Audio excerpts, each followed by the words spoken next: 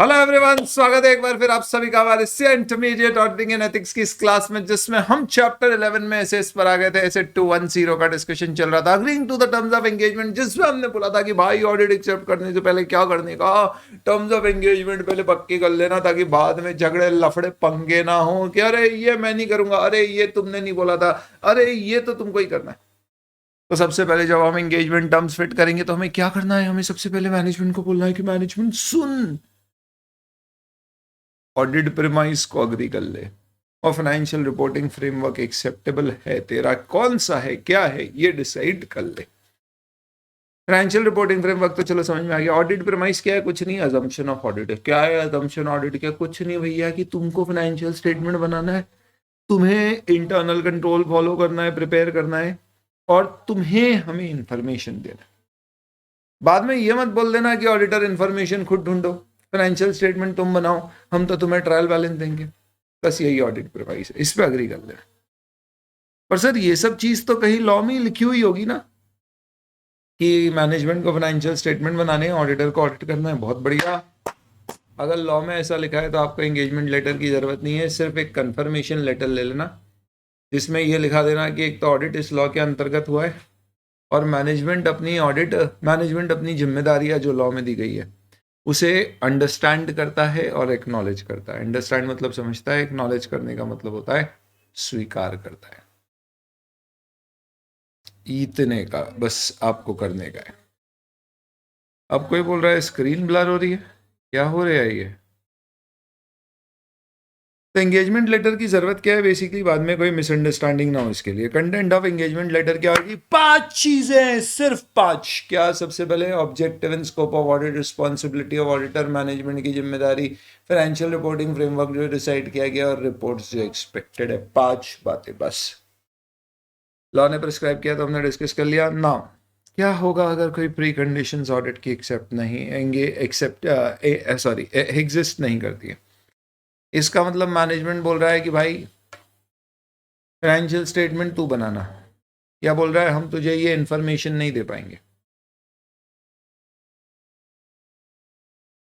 यहाँ सबकी क्लियर है स्क्रीन? तो आप एक बार आपके लेवल पे नेट चेक करिए। चलिए, तो अगर मैनेजमेंट बोल रहा है मैं नहीं दे पाऊंगा तुमको डेटा, या ऑडिटर को लग रहा है फ्रेमवर्क जो यूज कर रहे हैं वो एक्सेप्टेबल नहीं है, तो क्या करेंगे? कुछ नहीं, ऑडिट एक्सेप्ट मत करना। और जब भी ऐसा लिखो डू नॉट एक्सेप्ट, तो हमेशा एक लाइन और लिखना, unless law and regulation requires auditor to accept. Similarly अगर मैनेजमेंट तुम्हारे ऊपर कोई लिमिटेशन डाले, जैसे कि भैया ऑडिट 5 दिन में चाहिए, जैसे ये मत चेक करना, इंटरनल कंट्रोल मत चेक करना, बाकी सब चेक करना, तो हम बोलेंगे अबे ओए, हमारे ऑडिट की जिम्मेदारियां हमको एसेज में दी गई है, लॉ में दी गई है, तू नहीं डिसाइड कर सकता कि हमारी जिम्मेदारी क्या होगी या नहीं होगी। तो हमारे ऑडिट में हमें हर वो चीज़ चेक करना है जो हमें हमारा आईसीआई बोलता है। प्यारे आईसीआई जो बोलेंगे सब चेक करूंगा। तो अगर तुमने मेरे पर कोई लिमिटेशन डाली, लिमिटेशन का मतलब है पाबंदियां, वो भी ऑडिट शुरू होने से पहले, तो इस केस में छोड़ो, हमें तुम्हारा ऑडिट एक्सेप्ट ही नहीं करना। हम जंजीरों में रहना पसंद नहीं करते हैं, हमें ये गुलामी की बेड़ियों में नहीं रहना है। ये लिमिटेशंस अगर हम पर डालोगे तो हम ऑडिट एक्सेप्ट नहीं करेंगे। पर जब आप ये लिखोगे तो वापस से लिखना unless law and regulation requires. यहां तक का हमारा डिस्कशन हो गया था एंगेजमेंट टर्म्स से रिलेटेड।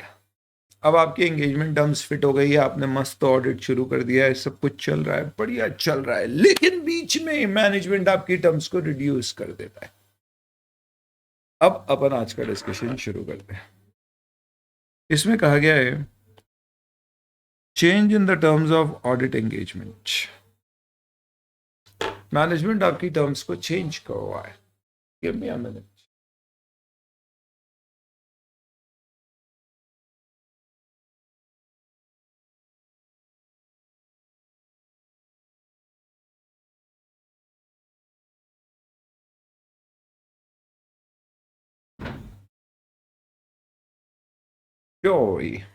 तो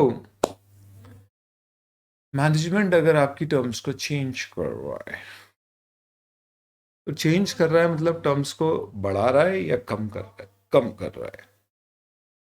क्योंकि देखो, अगर मैनेजमेंट आपका स्कोप बढ़ा रहा है तो वापस से आप आपके हिसाब से चेक कर लो कि भाई स्कोप बढ़ा रहा है, इसका मतलब क्या हुआ। लेट्स से आपको पहले कंपनीज एक्ट का ऑडिट करने के लिए कहा था, आप बोला टैक्स ऑडिट भी कर दो, तो वो अपने आप में एक फ्रेश एंगेजमेंट है।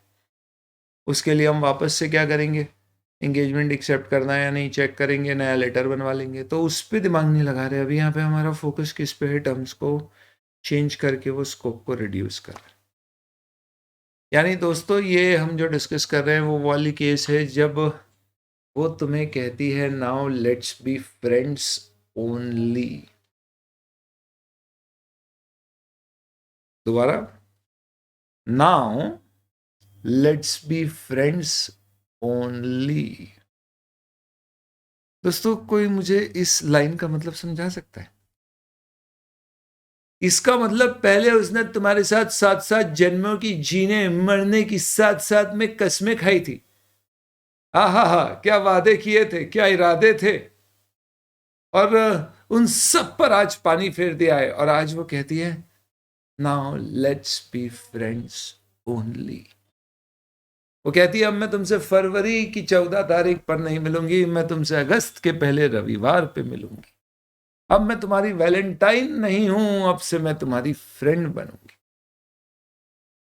तो वो कह रही है तुम्हें now let's be friends only. मैं जानना चाहता हूं बंदों से और बंदियों से, जितने लोग यहां पर है, गूगल ड्राइव पे भी जो देख रहे हो, व्हाट्सएप पर आज चैट पे बताएं, ताकि मेरा भी ज्ञान बढ़े। आप लोगों से ही सीखता हूं मैं ये सारी चीजें। आपका जवाब ऐसे में क्या होना चाहिए? मैं रुका हूं आपके जवाब के लिए। What should be your answer? After so many promises, so many dreams which we had built together, now she's saying, now let's be friends only. क्या जवाब दोगे?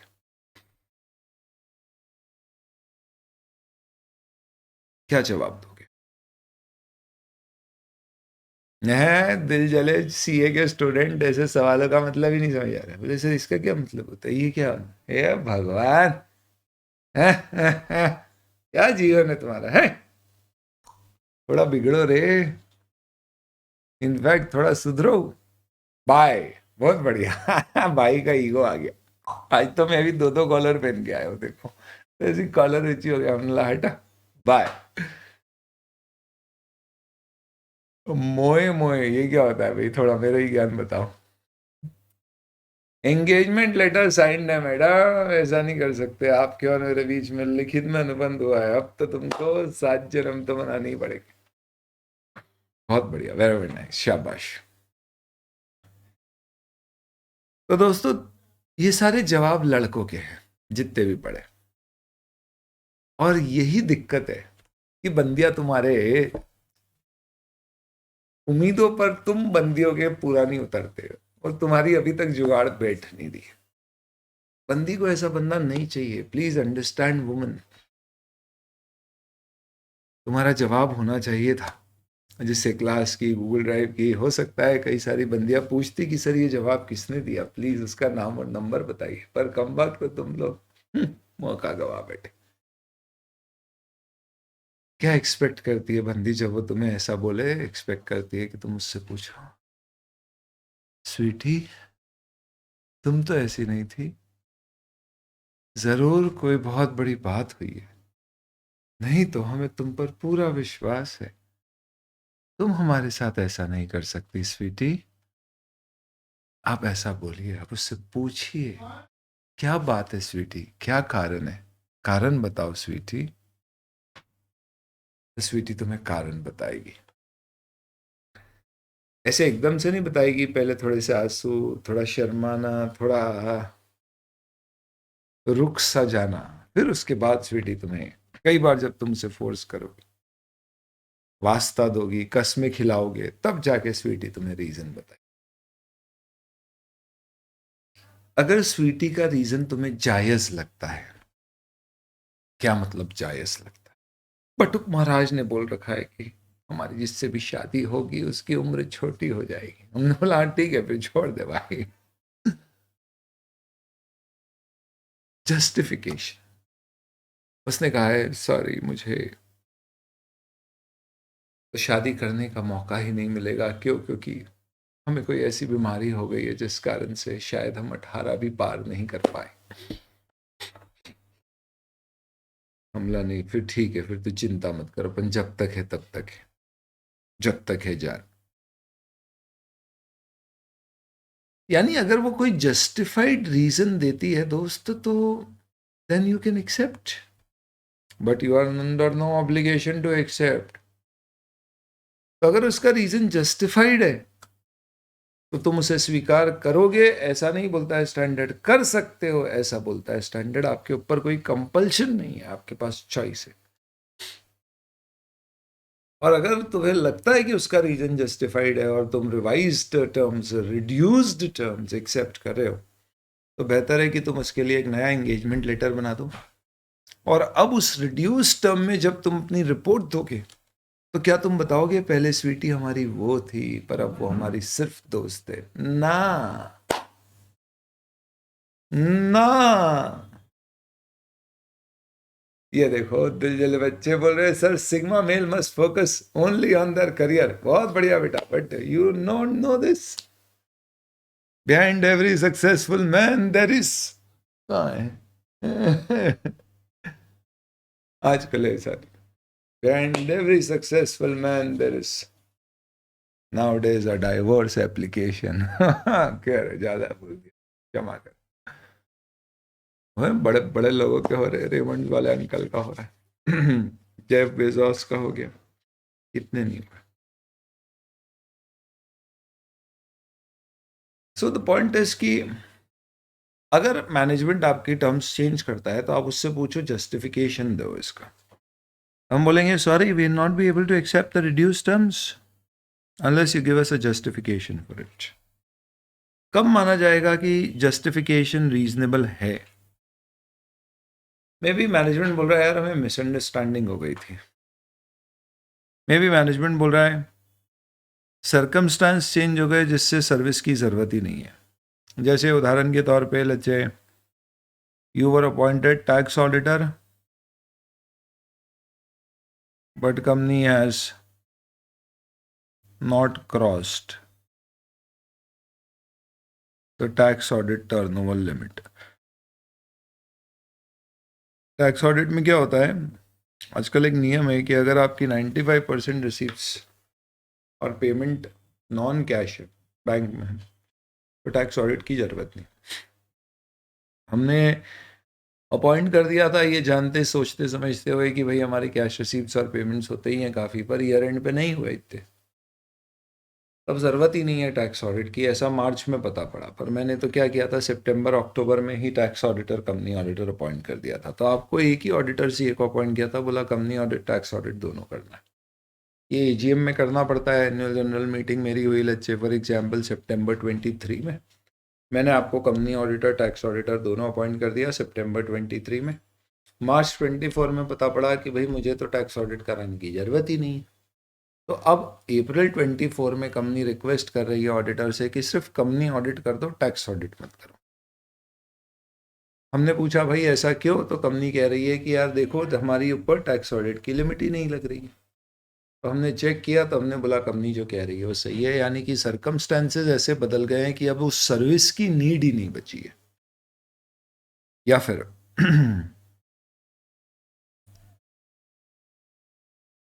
restriction on scope of audit engagement, whether imposed by management or caused by other circumstances. अगर imposed by management होगा तो may not be acceptable, but circumstances होगा तो it may be acceptable. जैसे उदाहरण के तौर पे आपको ऑडिटर अपॉइंट किया था कंपनी का, mid of the year company का एक मर्जर हो गया और कोर्ट के ऑर्डर के अंतर्गत कहा गया है कि मर्ज्ड एंटिटी में जॉइंट ऑडिटर होंगे जिसमें दोनों कंपनी के ऑडिटर मिलकर ऑडिट करेंगे। मैं ऑडिट कर रहा हूँ ए लिमिटेड का, ए लिमिटेड और बी लिमिटेड का मर्जर ए लिमिटेड में हो गया, तो टेक्निकली मैं ए लिमिटेड का ऑडिटर हूँ, मुझे ही ऑडिट कंटिन्यू करते रहना था। पर कोर्ट का ऑर्डर है कि भाई अब ए लिमिटेड का ऑडिट मर्जर के बाद बी लिमिटेड का जो ऑडिटर था वो और ए लिमिटेड के ऑडिटर मिलके करेंगे। तो मेरा तो स्कोप आधा हो गया, मैं फुल ऑडिटर सोलो ऑडिटर से जॉइंट ऑडिटर बन गया। पर यहाँ पे जो मेरा स्कोप कम हुआ है वो स्कोप कम करने के पीछे there are reasonable reasons for it, justifications for it, और ये सर्कमस्टांसेस इम्पोज्ड है, मैनेजमेंट की चाहत पे नहीं है। तो ऐसी सिचुएशन में ऑडिटर में रिड्यूस। तो we will consider the justification given particularly restriction on scope of audit engagement. अगर रिस्ट्रिक्शन है तो हमें बहुत ध्यान से सोच के करना है कि हम रीजनेबल माने या ना माने। अगर आपको लगता है कि जो चेंज किया जा रहा है वो सेटिस्फैक्ट्री नहीं है, हाँ सॉरी ऐसा नहीं है, ये ऐसा बोल रहे हैं, अगर आपको लगता है कि चेंज आपको इसलिए कर रहे हैं क्योंकि आपने कोई कंपनी की ऐसी इंफॉर्मेशन पकड़ ली है जो गलत है और इसलिए अब मैनेजमेंट आपको चाह रहा है हटाना किसी तरह से, जैसे कि auditor is unable to obtain sign regarding receivable और एंटिटी बोल रही है कि यार एक काम करो, आप ऑडिट एंगेजमेंट को रिव्यू में बदल दो ताकि क्वालिफाइड या डिस्क्लेमर ऑफ ओपिनियन नहीं है। यानी मुझे समझ में आ रहा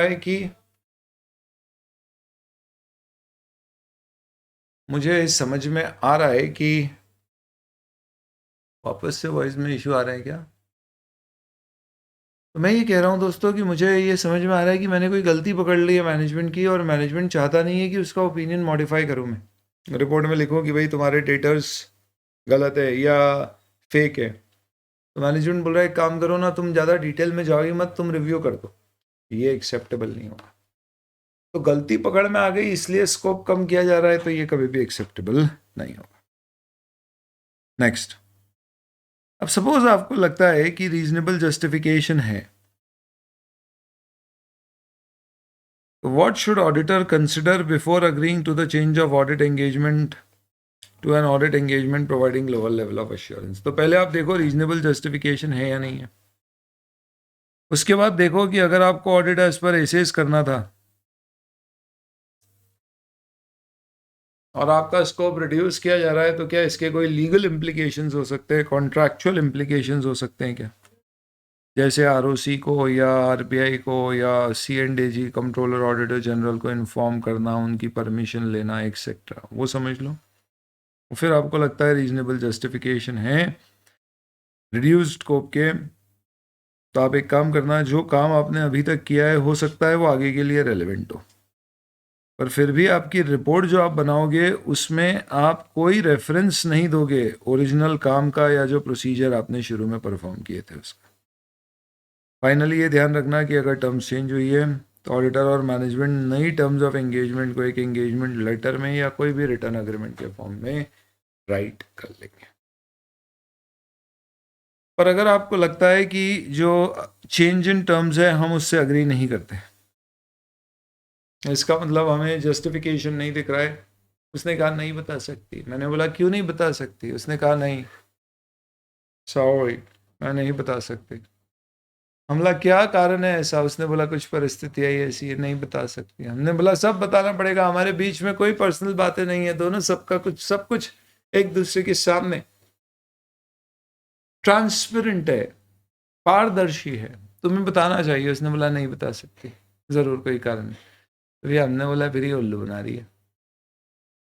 तो अगर रीजनेबल जस्टिफिकेशन नहीं है then in that particular case आप क्या करोगे, आप बोलोगे सॉरी भैया तुमने वादा किया है तो कंटिन्यू तो करना पड़ेगा। यानी हम मैनेजमेंट को बोलेंगे सॉरी हम तो नॉर्मल ऑडिट कंटिन्यू कर रहे हैं। और जैसे ही मालूम पड़ा कि हम नॉर्मल ऑडिट कंटिन्यू करने के लिए जा रहे थे और हमने बोला हाँ चलो हम ऑडिट करने आ रहे हैं, और जैसे ही हम अंदर आ रहे हैं मैनेजमेंट हमें आने ही नहीं दे रहा है। हमने बोला अरे ऑडिट करने आने, तो वो मैनेजमेंट हमको आने ही नहीं दे रहा है, बाहर कर रहा है। हमने बोला प्लीज हमारा ऑडिट है, हमें कंप्लीट करना है टाइम से, हमें आने दो। मैनेजमेंट हमको क्या कर रहा है, बाहर देखते जा रहा है। ऐसी सिचुएशन में दोस्तों मैनेजमेंट जब आपको परमिट ही नहीं करेगा ऑडिट करने के लिए तो आपके पास क्या चॉइस होगी, विड्रॉ। जब भी विड्रॉल लिखते हैं तो आप देखोगे कि क्या विड्रॉ करना पॉसिबल है या नहीं है, लॉ और रेगुलेशन में हमें मना तो नहीं कर रहे। प्लस ये भी लिखते हैं कि जब भी आप विड्रॉ करते हो तो आप चेक करते हो कि आपकी कोई कॉन्ट्रैक्चुअल या अदरवाइज ऑब्लिगेशन तो नहीं है किसी को रिपोर्ट करने की।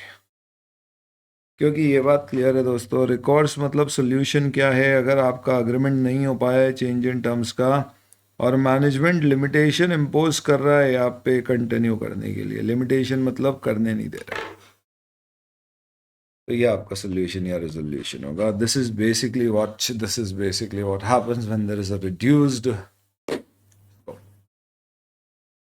तो दोस्तों जब भी रेजिग्नेशन की बात आती है ऑडिट छोड़ने की बात आती, तो एक सेट तरीका है उसका, नहीं देखा था क्या अपन ने?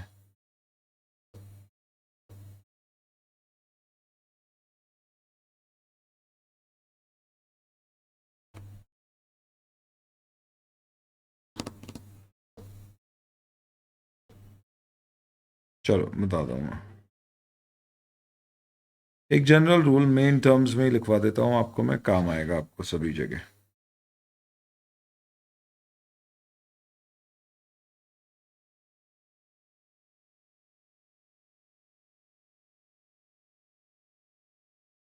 Resignation. This discussion is relevant and same for almost every ऐसे। ये डिस्कशन कहता है कि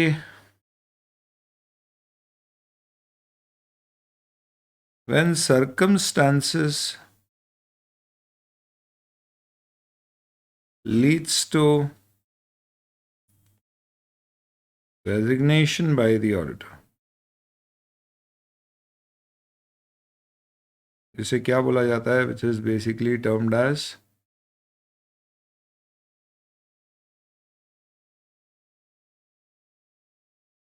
withdrawal from assignment or engagement. Then always you need to mention in exams or consider following. पहला,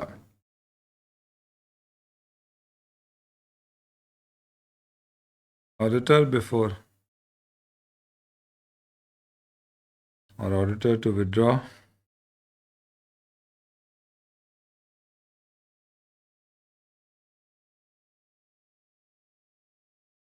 let's say like this, auditor when decides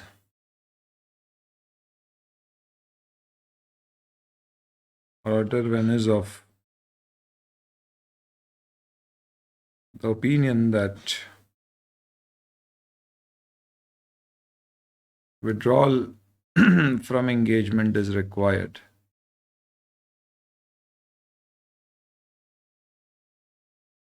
जरूरी है, then he first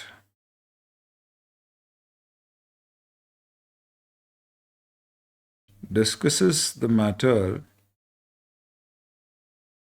with MGT management and TCWG, those charged with governance,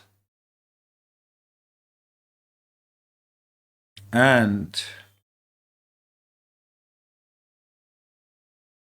considers whether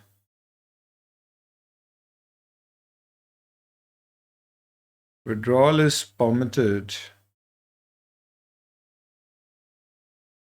under the applicable laws and regulations. हो सकता है कि आपको कोई law में विड्रॉल का परमिशन ही नहीं है, ऐसा होता है क्या? हाँ, जैसे सेबी का नियम है एक कि आप लिस्टेड कंपनी के ऑडिटर हो, लिस्टेड कंपनी में क्वार्टरली स्टेटमेंट्स के रिव्यू होते हैं, तो अगर आपने फर्स्ट सेकंड थर्ड क्वार्टर के रिव्यू कर दिए उसके बाद आप चाह के भी विड्रॉ नहीं कर सकते जब तक आप फोर्थ क्वार्टर और एनुअल फाइनेंशियल स्टेटमेंट का रिव्यू और ऑडिट ना कर दो।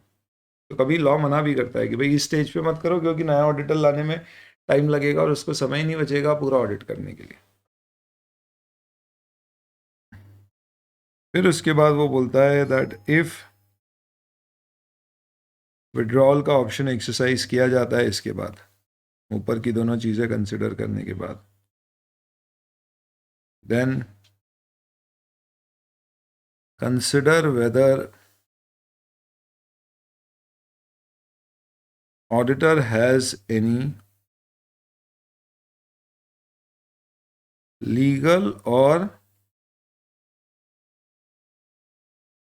कॉन्ट्रैक्चुअल ऑब्लिगेशन, जिम्मेदारी, to inform any regulatory body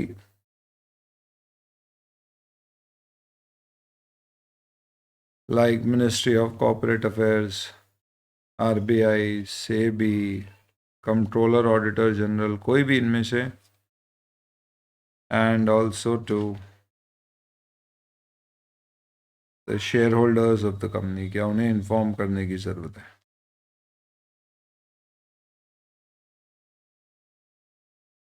Shareholders are appointing authority.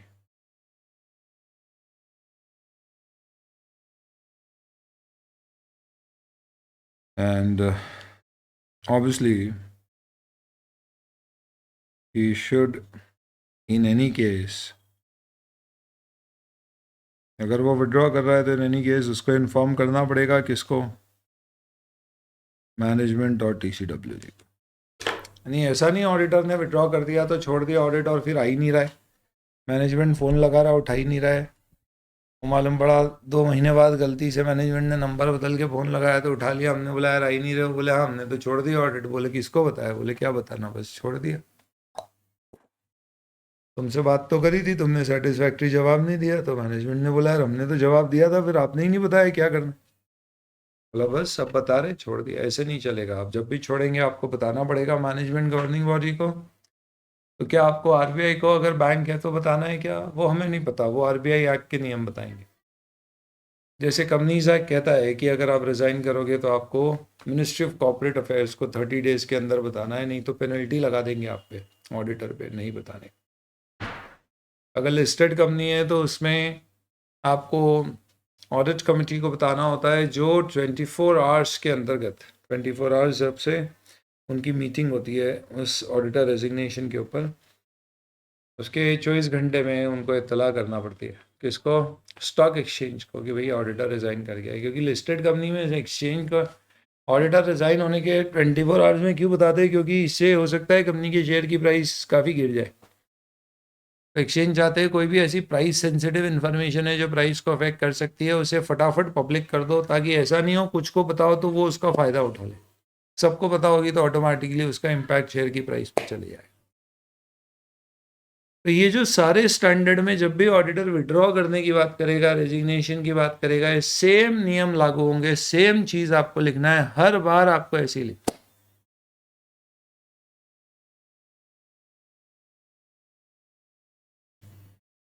इसमें कोई डिफरेंस नहीं है किसी भी स्टैंडर्ड में, तो इसको आगे से कभी भी विड्रॉल आएगा तो ये दोबारा पढ़ेंगे भी नहीं।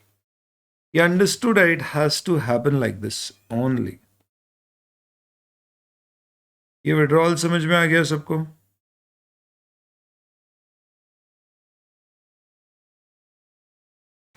This is resignation or withdrawal.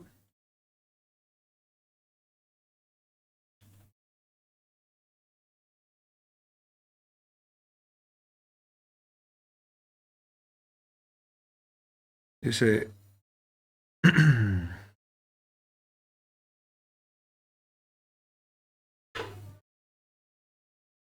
So coming back to our discussion, ये पूरा डिस्कशन क्लियर हो गया? पूरे डिस्कशन का मतलब क्या है? ए, अगर आपका स्कोप कम कर रहे हैं तो मैनेजमेंट से पूछो क्यों। बी, अगर मैनेजमेंट बोलता है कि यार इसका रीज़न है, तो आप रीज़न देखो रीजनेबल है क्या। जैसे वो बोलता है ज़रूरत ही नहीं थी हमें ऑडिट की, हमको लगा पड़ेगी, हमने कर दिया अपॉइंट, मिसअंडरस्टैंडिंग हो गई थी स्कोप की। आपको लग सकता है कि जेन्युइन है तो आप मत, आप कर लो रिड्यूस को एक्सेप्ट, पर ज़रूरी नहीं है करता ही है, आपकी इच्छा है तो करो, नहीं तो नहीं करता।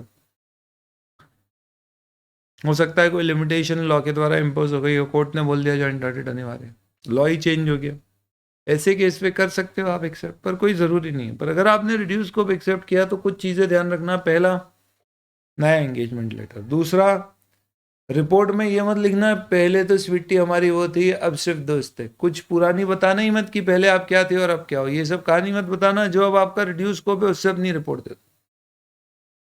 तीसरा, हमने कुछ प्रोसीजर हमारे पहले जो लगाए थे, क्या वो अभी हम यूज़ कर सकते हैं? तो हो सकता है वो प्रोसीजर अभी के लिए भी काम आए, नए असाइनमेंट के लिए भी, कोई प्रॉब्लम नहीं है। उन प्रोसीजर्स को आपने लगाया तो ठीक है, पर आप उन प्रोसीजर्स का अपनी रिपोर्ट में रेफरेंस मत देना कि पहले हम ऑडिटर थे तो हमने ये प्रोसीजर लगाए, बाद में हमारी एश्योरेंस एंगेजमेंट को ऑडिट से रिड्यूस करके रिव्यू पे ला दिया, इसलिए हमने वो प्रोसीजर्स को भी यूज़ किया। वो सारी कोई कहानी नहीं करना। नॉर्मली आप ये सोचना कि भैया शुरू से ही अगर आपको रिव्यूअर अपॉइंट किया होता तो आप अपनी कैसी रिपोर्ट बताते, बस वैसी बताते। यदि आपको रिपोर्ट पे पुरानी गाली देने की जरूरत नहीं है, हाँ पर नया एंगेजमेंट लेटर आपको मैनेजमेंट से साइन कराना पड़ेगा। This is all about reduction of scope. इस पूरे पेज में बात किसकी की गई है? बेसिकली जब ऑडिटर का स्कोप क्या किया गया, reduction of scope during the term of audit. इसमें एक बात एकदम क्लियर समझ लेना, अगर एग्जाम में कभी आपका ऐसा क्वेश्चन आए जिस पे लिखे कि ऑडिटर ने फ्रॉड्स पकड़ लिए थे और उसने बोला ये फ्रॉड हमें लग रहा है, अब हमें इसकी गहराई में जाना है, तो ऑडिटर को कंपनी ने बोला कि सॉरी आप एक काम करो, आप स्कोप अपना रिड्यूस करके ऑडिट से रिव्यू पे आ जाओ, और रिव्यू में ऐसे भी इतनी गहराई में जाते नहीं है, तो आप ऊपरी ऊपरी लेवल पे चेक करके रिपोर्ट कर दो। तो हम बोलेंगे सॉरी आप हमारा स्कोप क्यों कम कर रहे हो? क्योंकि हमको गलती पकड़ में आ गई और आप चाहते नहीं हम गलती रिपोर्ट करें, इसलिए आप हमारा स्कोप कम कर रहे हो। इसका मतलब क्या हुआ? आप चाहते ही नहीं हो कि कोई भी आपको ऑडिट करे, या वही करे ऑडिट जो गलती पकड़ नहीं पाए, और जो पकड़े उसका आप स्कोप कम कर देते हो, रिपोर्ट से बच जाते हो। सॉरी, मैं तो ऑडिट ही करूंगा और मैं अपनी रिपोर्ट में बताऊंगा कि आपके यहाँ पर ये गलती हुई है, पूरा चेक करने के। मैनेजमेंट बोले तू आ तो सही चेक करने, तेरे को घुसने ही नहीं देंगे। तो ऐसे केस में फिर मेरे पास कोई ऑप्शन नहीं होगा विड्रॉ करने के अलावा, पर विड्रॉ करूंगा तो इन सारी बातों का ध्यान रखना पड़ेगा। मस्त समझ में आ जाना चाहिए दोस्तों आपको, मुझे लगता है इसमें कोई प्रॉब्लम होनी चाहिए। फिर भी अगर कोई है तो आप पूछ सकते हो, नहीं तो स्टैंडर्ड का आखिरी मुद्दा डिस्कस करने आ रहे हैं। इसके बाद ऐसे 210 complete.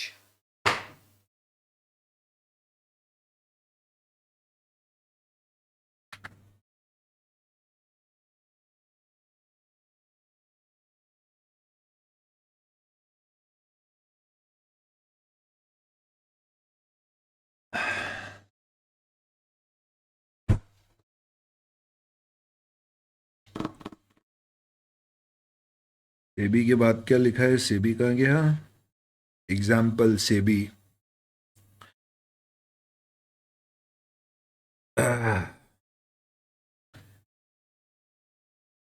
RBI, CAG controller and auditor general of India.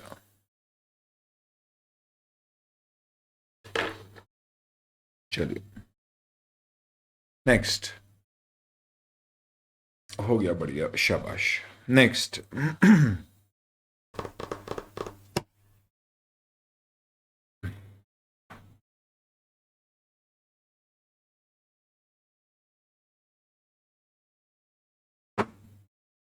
दोस्तों, जब तुम कभी किसी दुकान पे जाते हो तो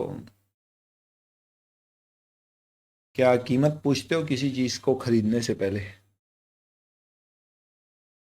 हाँ सर, पूछते। पर अगर तुम वो चीज रोज रोज ही खरीदते हो तो क्या रोज रोज कीमत पूछते हैं?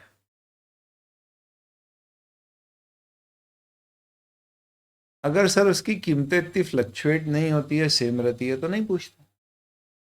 जैसे सब्जी रोज खरीदने जाएंगे तो रोज कीमत पूछते। पर आप लोग तो जाते नहीं होगे, जाओगे तो भी बताओगे नहीं, फिर भी बता देता हूं मैं, पान की दुकान पे हम रोज जाते हैं तो क्या अपन रोज रोज कीमत पूछते हैं? तो हो सकता है कि पहली बार जब आप पान की दुकान पे गए हो तो आपने उससे पूछा कि भैया कितने का है पान, उसने कहा 20 रुपीज, आपने बोला ठीक है। अब आप अगले दिन गए, फिर आपने पूछा हाँ भैया कितने का है पान, उसने बोला 20 रुपीज, फिर अगले दिन 20 रुपीज, फिर अगले दिन 20 रुपीज, फिर अगले दिन गए उसने पहले ही बोल दिया, फिर अगले दिन गए उसने बोला अरे पूछो। इनफैक्ट मजाक उड़ने लग गया हमारा उन्होंने बोल दिया, बोला अरे 20 रुपया है, 20 रुपया है, देखो पूछेगा ये आते से ही कितने का है पान भैया। तो अजीब नहीं लगता है? अरे यार कैसी बातें कर रहे हो तुम? अपन क्या रोज रोज जाके पूछते हैं भैया पान कितने का है, पान कितने का, आज कितने का, आज कितने का, कल तो इतने का था, आज कितने का? नहीं, पहली बार पूछ लिया उसी पे चलते रहे। तो इसका मतलब क्या हुआ दोस्तों? अगर तुम किसी कंपनी का ऑडिट 34 ईयर्स से कर रहे हो, जैसे चतुर्वेदी एंड शाह ने किया था रिलायंस का, तो हर साल उसे ऑडिटर अपॉइंट किया जा रहा है, तो क्या वो हर साल एक नया एंगेजमेंट लेटर बनाएगा और साइन करवाएगा मैनेजमेंट से? या बोल देगा कि we are accepting the audit at the same terms and conditions as previously agreed? वो डिस्कशन कर रहे हैं हम यहाँ पे कि रेकरिंग ऑडिट असाइनमेंट्स में, what are recurring audit assignments guys? Recurring का मतलब रीअपॉइंटमेंट्स। रेकरिंग ऑडिट असाइनमेंट में whether new audit engagement letter is required in every period. क्या हर बार हमें नया एंगेजमेंट लेटर लगेगा? Every time we are accepting the audit standard बोलते हैं न्यू। अगर आप बार बार ऑडिटर अपॉइंट हो रहे हो तो ऐसे रोज रोज हर साल आपको रीकन्फर्म करने की जरूरत नहीं है कि हमारी टर्म सेम है, टर्म सेम है, टर्म सेम है। आप सिंपली लिख सकते हो कि हमारा ऑडिट सेम टर्म्स पे एक्सेप्ट किया गया है जो पिछले साल या पिछली बार अग्री करी गई। एक्सेप्ट। सपोज मुझे एक बात बताओ, पिछले और इस साल में मैनेजमेंट में ही चेंज हो गया है, यानी कंपनी का टेक ओवर हो चुका है and now the company is completely managed by a different management.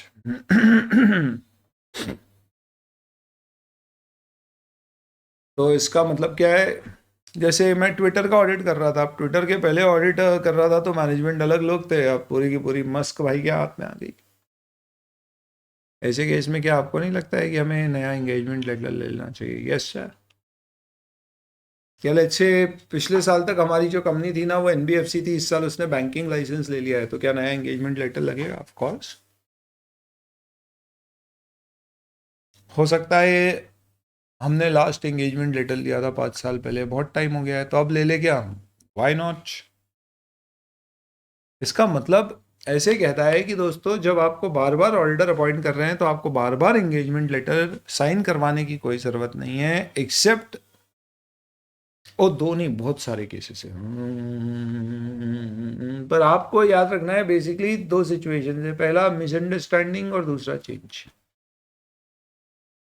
अगर आपको लगता है कि कोई मिसअंडरस्टैंडिंग हुई थी लास्ट टाइम कि अपन पान की दुकान पे गए थे और अपन ने बोला भैया पान कितने का? बोला 20 रुपए का। फिर हमने उसके बाद क्या किया, हमने बोला ठीक है 10 पान बनवा दो। फिर हमने सबके अलग अलग इंग्रेडिएंट्स डलवाए, हमने बोला देखो इसमें है ना भैया, इसमें वो चटनी वो कीमाम वाली डालना, इसमें थोड़ा तंबाकू डालना, ये सादा बनाना बाकी मीठे बनाना। ऐसे 10 पान बनवाए, हमने 200 रुपये दिए, बोले भैया 225 हो गए। हमने बोला है आपने तो 20 रुपये का बोला था। बोले वो कीमाम की चटनी है ना उसके इतने अलग, ये जो आपने तंबाकू डलवाया उसके इतने अलग, ये इसके इसके। मैंने बोला बाप रे बहुत खतरनाक। अब आप जब अगली बार जाओगे तो आप क्या यहाँ पे कंफर्म करोगे यस क्योंकि मिसअंडरस्टैंडिंग हुई थी? Will confirm it in the next time कि बॉस हमें खीमाम की चटनी वाला पान चाहिए, ये कितने का? तो पहला अगर मिसअंडरस्टैंडिंग हुई है तो आप क्या करिए भैया, नया एंगेजमेंट लेटर साइन करवाई लो। तो ऑडिटर में क्या बोला गया है? Recurring audit, when audit is performed over years you will assess whether circumstances require revision in terms of audit engagement and whether there is a need to remind the entity of the existing terms. You may decide not to send a new engagement letter each period. However, following factors will make it appropriate to get a new engagement letter. First, when there is a misunderstanding. Second, when there is a change. Revision, change. इन सारे change को मुझे ping कर देना चाहिए ताकि आपको दिखे, पर कोई दिक्कत नहीं है, साइड में लिख दिया। दो मैंने बोला ना, दो ही चीज याद रखनी, या तो मिसअंडरस्टैंडिंग हुई है या चेंज हुआ है। What do you mean by change? बदलाव किस में बदलाव हुआ है? इतनी सारी चीजें दी गई है बदलाव की, मैं आपको सिंपल सा तरीका देता हूँ। चेंज में आपको याद रखना है तो आप ये याद रखिएगा, निमोनिक दे रहा हूँ मैं एक, LMNOPQRS। L for there is a change in law, legal और रेगुलेटरी रिक्वायरमेंट में चेंज हो गया। M फॉर मैनेजमेंट में चेंज हो गया। N फॉर नेचर और साइज ऑफ एंटिटीज बिजनेस में चेंज हो गया। O फॉर ओनर्स में चेंज हो गया। Q से कुछ नहीं होता है दोस्तों, तो आप PQ को हटा दीजिए, उड़ा दीजिए और इसकी जगह बना दीजिए FR। PQ की जगह FR। ये क्या है? फाइनेंशियल रिपोर्टिंग फ्रेमवर्क में चेंजेस हो गए। R रिपोर्टिंग रिक्वायरमेंट में चेंजेस हो गए। एस कोई स्पेशल या रिवाइज टर्म्स हमारी पैदा हो गई, स्पेशल टर्म्स। रट्टा लगा लिया अपन ने, बढ़िया हो गया, काम खत्म। ऐसे 220 फिनिश। आपसे पूछे कभी आपको रीअपॉइंट किया गया एज एन ऑडिटर के आपको नया एंगेजमेंट लेटर चाहिए, तो आप बोलोगे कि डिपेंड करेगा, ज़रूरी नहीं है लेना, पर हम लेंगे जब हमें लगता है मिसअंडरस्टैंडिंग हुई हो या इन सब में चेंज हो। किस में याद ऐसे रखना है, LMNOPQRS और PQ को बदल देना FR से, तुम्हारा काम हो जाएगा। बढ़िया, ये क्वेश्चन दिया हुआ है आपको, देखते हैं इसे। CA is conducting audit of a client for last 2 years. Wow. Before proceeding to start audit for the next year, he notices there is substantial change in the management. Oh. Besides, clients are ventured into new area of business activity which were not present at the time of initial audit engagement. जब शुरू किया था उसके बाद कुछ नए business भी शुरू कर दिया। Discuss the responsibility with regard to in context of SS 210। तो हम बोलेंगे रेपिटेटिव रिकरिंग ऑडिट एंगेजमेंट्स में नए ऑडिट एंगेजमेंट लेटर एक्सेप्ट करना है या नहीं, ऑडिटर का डिसीजन है जो कई फैक्टर्स पर डिपेंडेंट होगा। ये सारे फैक्टर्स है, फिर आखिरी में लिखना है क्योंकि यहाँ पर ए मैनेजमेंट चेंज हुआ है, 2 नेचर और साइज ऑफ बिजनेस चेंज हुआ है, इस कारण से बेहतर होगा कि ऑडिटर एक नया एंगेजमेंट लेटर प्रिपेयर करके मैनेजमेंट से उसे एक्सेप्ट करवा ले। इस तरह से लिखना पड़ेगा। दोस्तों बधाई, इसी के साथ ऐसे 210 की पूरी होती है हमारी पढ़ाई। छोटा सा सिंपल सा आसान सा मासूम सा बच्चे सा स्टैंडर्ड है दोस्तों 10। इसके ऑब्जेक्टिव्स अब आपको समझ में आ जाएंगे। ऑडिटर टू एक्सेप्ट और continue audit engagement only when the basis on which it is to be performed is agreed. Main उद्देश्य ये है कि भैया ऑडिट तभी एक्सेप्ट करो जब उसका बेसिस अग्री किया जा चुका है। कैसे?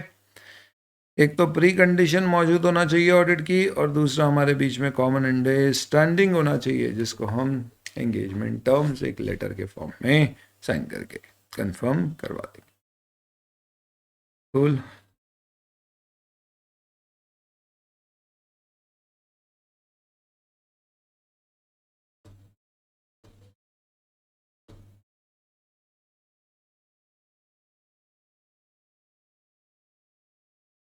ये पॉइंट आप ध्यान रखिएगा,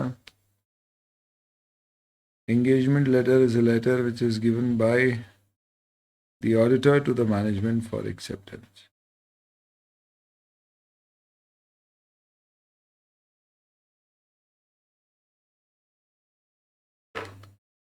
चलिए दोस्तों, इसी के साथ अपना 210 कंप्लीट होता है। अब अपन 220 पे आएंगे, and 220 is about audit quality. पढ़ो आगे अगर आप लोगों की परमिशन हो तो।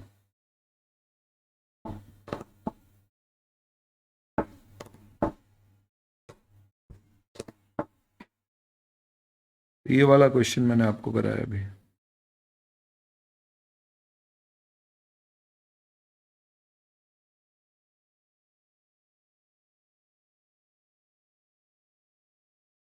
Management entity feels that it is not necessary for giving in writing explicitly to the auditor that it understands its responsibility for preparation of financial statement in accordance with applicable financial reporting framework. Explicit मतलब कि साफ अक्षरों में, तो बोलते हैं ना साफ अक्षरों में, यानी पूरी तरह से एकदम क्लियरली बिना कोई डाउट के। Discuss whether it is necessary for management to do so. In case management refuses, why should an auditor not accept the proposed audit engagement? तो कहानी कैसी है दोस्तों, आपको कह रहे हैं कि मैनेजमेंट कह रहा है कि हमारे को नहीं लगता है कि हमें ये चीज़ आपको लिखित तौर पे देने की कोई ज़रूरत है, कि हमारी जिम्मेदारी है फाइनेंशियल स्टेटमेंट को as per applicable financial reporting framework बनाना। तो बताइए एज एन ऑडिटर आपका इस पर क्या कहना है, और अगर ना करे तो क्या करना चाहिए। हमें बोलना पड़ेगा कि it is necessary for management to give in writing explicitly to the auditor that it understands is responsibility. ये तो सेम जो ऊपर लिखा है रिपीट कर दिया, क्यों? क्योंकि this is a pre condition for accepting the audit. Before accepting the audit, we need to get a confirmation from the management that A, it is their responsibility to prepare and present financial statements as per framework. B, have internal controls. C, provide necessary information. अगर pre conditions audit की present नहीं होती है तो हम matter management के साथ discuss करेंगे, और अनलेस कोई लॉ रेगुलेशन कुछ और बोले हम ऑडिट एक्सेप्ट नहीं करेंगे। कब? जब हमें लगता है फाइनेंशियल रिपोर्टिंग फ्रेमवर्क एक्सेप्टेबल नहीं है या हमें लगता है कि मैनेजमेंट अग्री नहीं कर रहा है। तो इसलिए अगर लॉ एंड रेगुलेशन मना करे तो बात अलग है, ये रिफ्यूज़ल ज़रूरी है। क्यों? क्योंकि मैनेजमेंट अपनी जिम्मेदारी फाइनेंशियल स्टेटमेंट की स्वीकार करने को तैयार नहीं है। इसे ऑडिट प्रेमाइज या बेसिक प्रेमाइज ऐसे एज पर 210 कहा जाता है। चिराग आर्टिकल ट्रेनिंग पर है। As a part of engagement team conducting audit of company is read somewhere that engagement letter is issued by auditor to client also includes expected form and content of audit report. He was at a loss to understand how could an auditor include form and content of report beforehand. तो जब हम बोल रहे हैं form and content of report, तो हम ये नहीं बोल रहे हैं कि हमें रिपोर्ट क्या देनी है। हम रिपोर्ट नहीं प्रिपेयर कर रहे हैं, हम सिर्फ ये बता रहे हैं कि भाई उस रिपोर्ट का फॉर्मेट क्या होगा। तो इसमें हमें क्या बोलना है? We only have to state कि हम ओपिनियन देंगे इस फॉर्मेट में। इसका मतलब ये नहीं है कि हम आपको पक्का आज से ही कमिट कर रहे हैं कि भैया आपका ये ओपिनियन होगा। हम इस फॉर्मेट में ओपिनियन देंगे, यानी हो सकता है हमारा ओपिनियन क्या हो, जैसी हमारी फाइंडिंग्स हो उसके आधार पे चेंज हो जाए, यानी मॉडिफाइड हो जाए, अनमॉडिफाइड चले जाए। तो चिराग ये समझ रहा है कि अनमॉडिफाइड ओपिनियन ही जाएगा, यानी अनमॉडिफाइड यानी हम बोलेंगे financial statement true and fair गया। ऐसा नहीं होता, हमारी जो फाइंडिंग्स होगी उसके हिसाब से ओपिनियन जाएगा। वो अपन आगे के स्टैंडर्ड्स में समझ में आएगा आपको कि ओपिनियन कैसे बनाया जाता है 700 सीरीज। सर प्री कंडीशन और ऑडिट प्रेमाइज में क्या फ़र्क है? प्री कंडीशन दो है। ए, फाइनेंशियल रिपोर्टिंग फ्रेमवर्क जो मैनेजमेंट ले रहा है वो एक्सेप्टेबल है, और दूसरा ऑडिट प्रेमाइज। ऑडिट प्रेमाइज में तीन चीज़ें: A, management financial statement as per framework बनाए, कंट्रोल्स बनाए और हमें इंफॉर्मेशन। तो मैनेजमेंट बोलता है मैं फाइनेंशियल स्टेटमेंट बनाऊंगा as per financial reporting framework of US, Citibank वाला एग्जाम, और मैं आपको सारी इंफॉर्मेशन दूंगा, इंटरनल कंट्रोल बनाऊंगा। तो ऑडिट प्रेमाइज तो मौजूद है, पर फिर भी हम ऑडिट एक्सेप्ट नहीं करेंगे क्योंकि जो फ्रेमवर्क मैनेजमेंट ने चूज किया है वो एक्सेप्टेबल नहीं है। क्योंकि उसे फ्रेमवर्क कौन सा यूज करना चाहिए? इंडिया के ऑपरेशंस के लिए, इंडिया के अकाउंटिंग स्टैंडर्ड्स।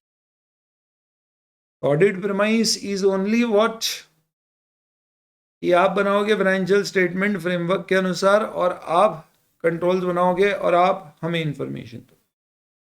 पर जो फ्रेमवर्क आप यूज कर रहे हो अगर वो एक्सेप्टेबल नहीं है तो मैं ऑडिट एक्सेप्ट नहीं करूंगा। आप बनाओ, आपको कौन मना कर? वो प्री कंडीशन का पहला। तो ये फर्क है प्री कंडीशन में और ऑडिट प्रेमाइज में। क्वेश्चन 10 में प्री कंडीशन जैसे ब्रह्मास्त्र में लिखा है वैसे लिख सकते हैं।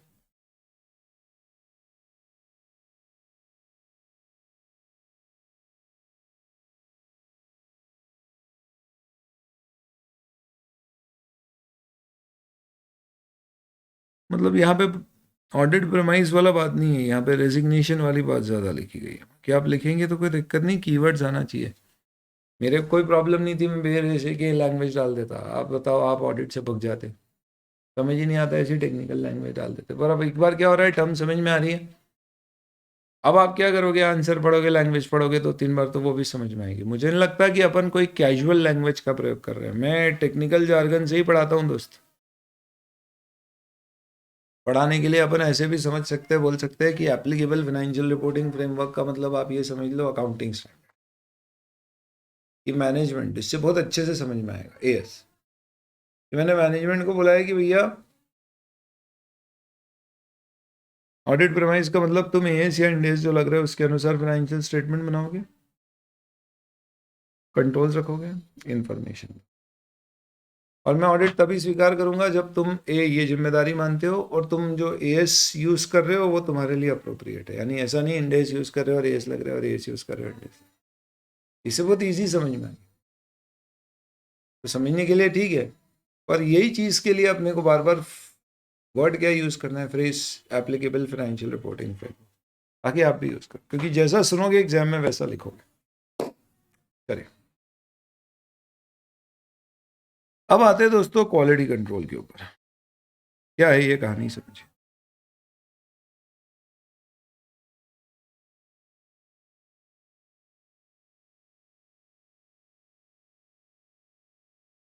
कोई मुझे बता सकता है आर्टिकलशिप तुमने अभी तो ज्वाइन करी नहीं है, जब तुम ज्वाइन करोगे तो तुम्हारी आर्टिकलशिप के पहले दिन क्या होगा, थोड़ा सा विजुअलाइज करो, सोचो। आहा, ख्वाब देखो, पहला दिन ऑफिस का, सीए के ऑफिस का, आर्टिकलशिप का क्या होगा। बेटा एक बार है ना, घर पे आंसर आराम से पढ़ना, फिर कल पूछना नहीं है। तुम घबराती बहुत हो एक तो। बताओ, पहला दिन सीए के ऑफिस में क्या करोगे, कैसा होगा।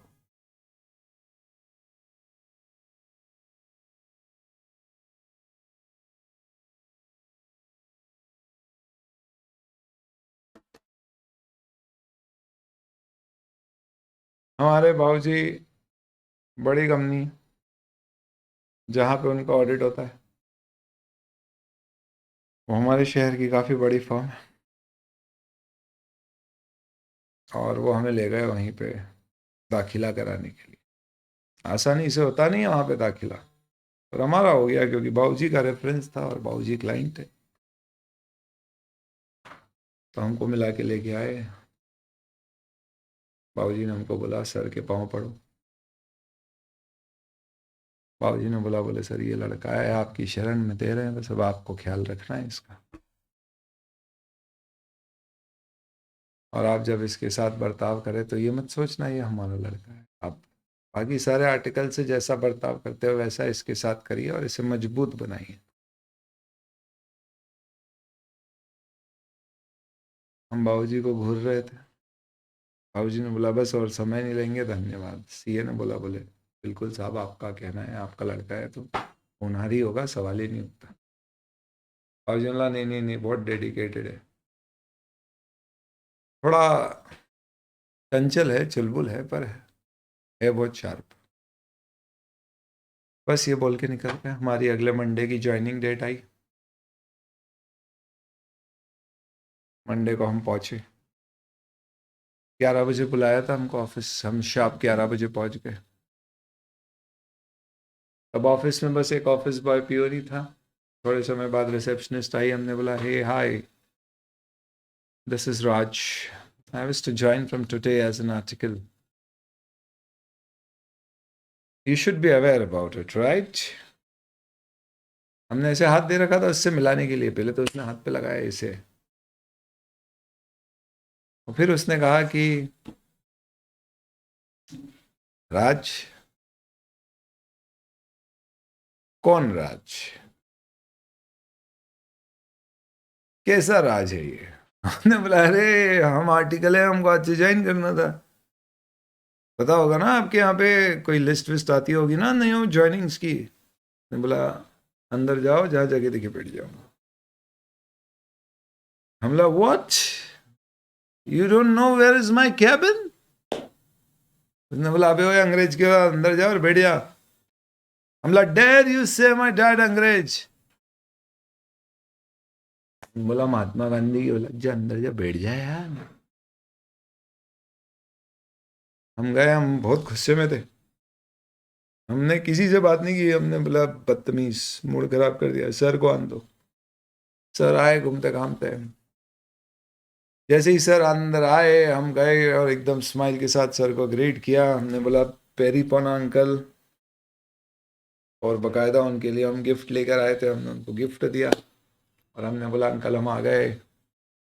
अंकल ने हमें देखा, बोले कौन। हम बोला अंकल राज, वो पापा के साथ। अच्छा अच्छा अच्छा, राज बेटे, ओ हो अच्छा हाँ, बहुत बढ़िया बेटे, आ जाओ, आज से ज्वाइन कर लिया। हाँ जी अंकल कर लिया। बोले बेटा अंकल नहीं सर बुलाना आपसे, है ना, और बैठो, काम बताते तुमको, सिखाते हैं। हमला जी अंकल कहाँ बैठना है, हमारा कोई केबिन वगैरह है तो आप बता दीजिए। ये को बोला यार इसको सही करना पड़ेगा।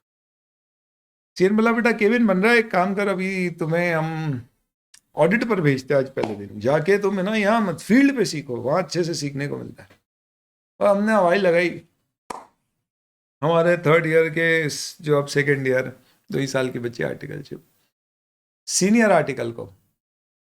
और हमने उसे बोला अरे आशुतोष इधर आओ। आशुतोष एकदम आशुतोष राणा टाइप का ही है। उसने बोला हाँ सर बोलो, ऐसे बात कर रहा था। बोले क्या हुआ वो ऑडिट का? मैंने बोला सर वो ऑडिट कौन सा वाला, वो फैक्ट्री का? बोले हाँ हाँ उस फैक्ट्री का, वही तो एक ऑडिट कर रहे हो तुम। आशुतोष ने बोला, बोले सर जाए कैसे? अरे बाइक है तुम्हारे पास, चले जाओ। अरे सर हम नहीं जाएंगे, पिछली बार भी हम गए थे, आपने बोला था कन्वेंस देंगे, आज तक नहीं दिया। बहुत महंगा हो गया पेट्रोल, अब तो चुनाव भी खत्म हो गए, सरकार एकदम कीमतें बढ़ाई जा रही है। हम नहीं जाएंगे, आप पहले व्यवस्था करवाओ जाने की। सीए ने बोला यार चलो कोई बात नहीं बेटा, तुम एक काम करो, राज आया है, राज के साथ चले जाओ, इसे भी ले जाओ, इसे भी सिखा देना ये पहला। अरे सर हमारी तो 15 दिन बाद छुट्टी लगने वाली है। बोले जब तक काम पूरा नहीं करोगे छुट्टी नहीं दूंगा, चलो जाओ। आशुतोष ने पूछा राज से, क्यों बाइक है तेरे पास कुछ? बोले हाँ भैया है ना। बोले कौन सी है? बोले भैया हार्ले डेविडसन। बोले क्या बात कर रहा है, चल चल चल आजा। तो आशुतोष ने राज की हार्ले डेविडसन की मेन सीट संभाली, पीछे की उचकी हुई सीट पर राज को बिठाया और हवा से बाती हुई करती हुई रफ्तार के साथ ऑडिट पर निकल पड़े।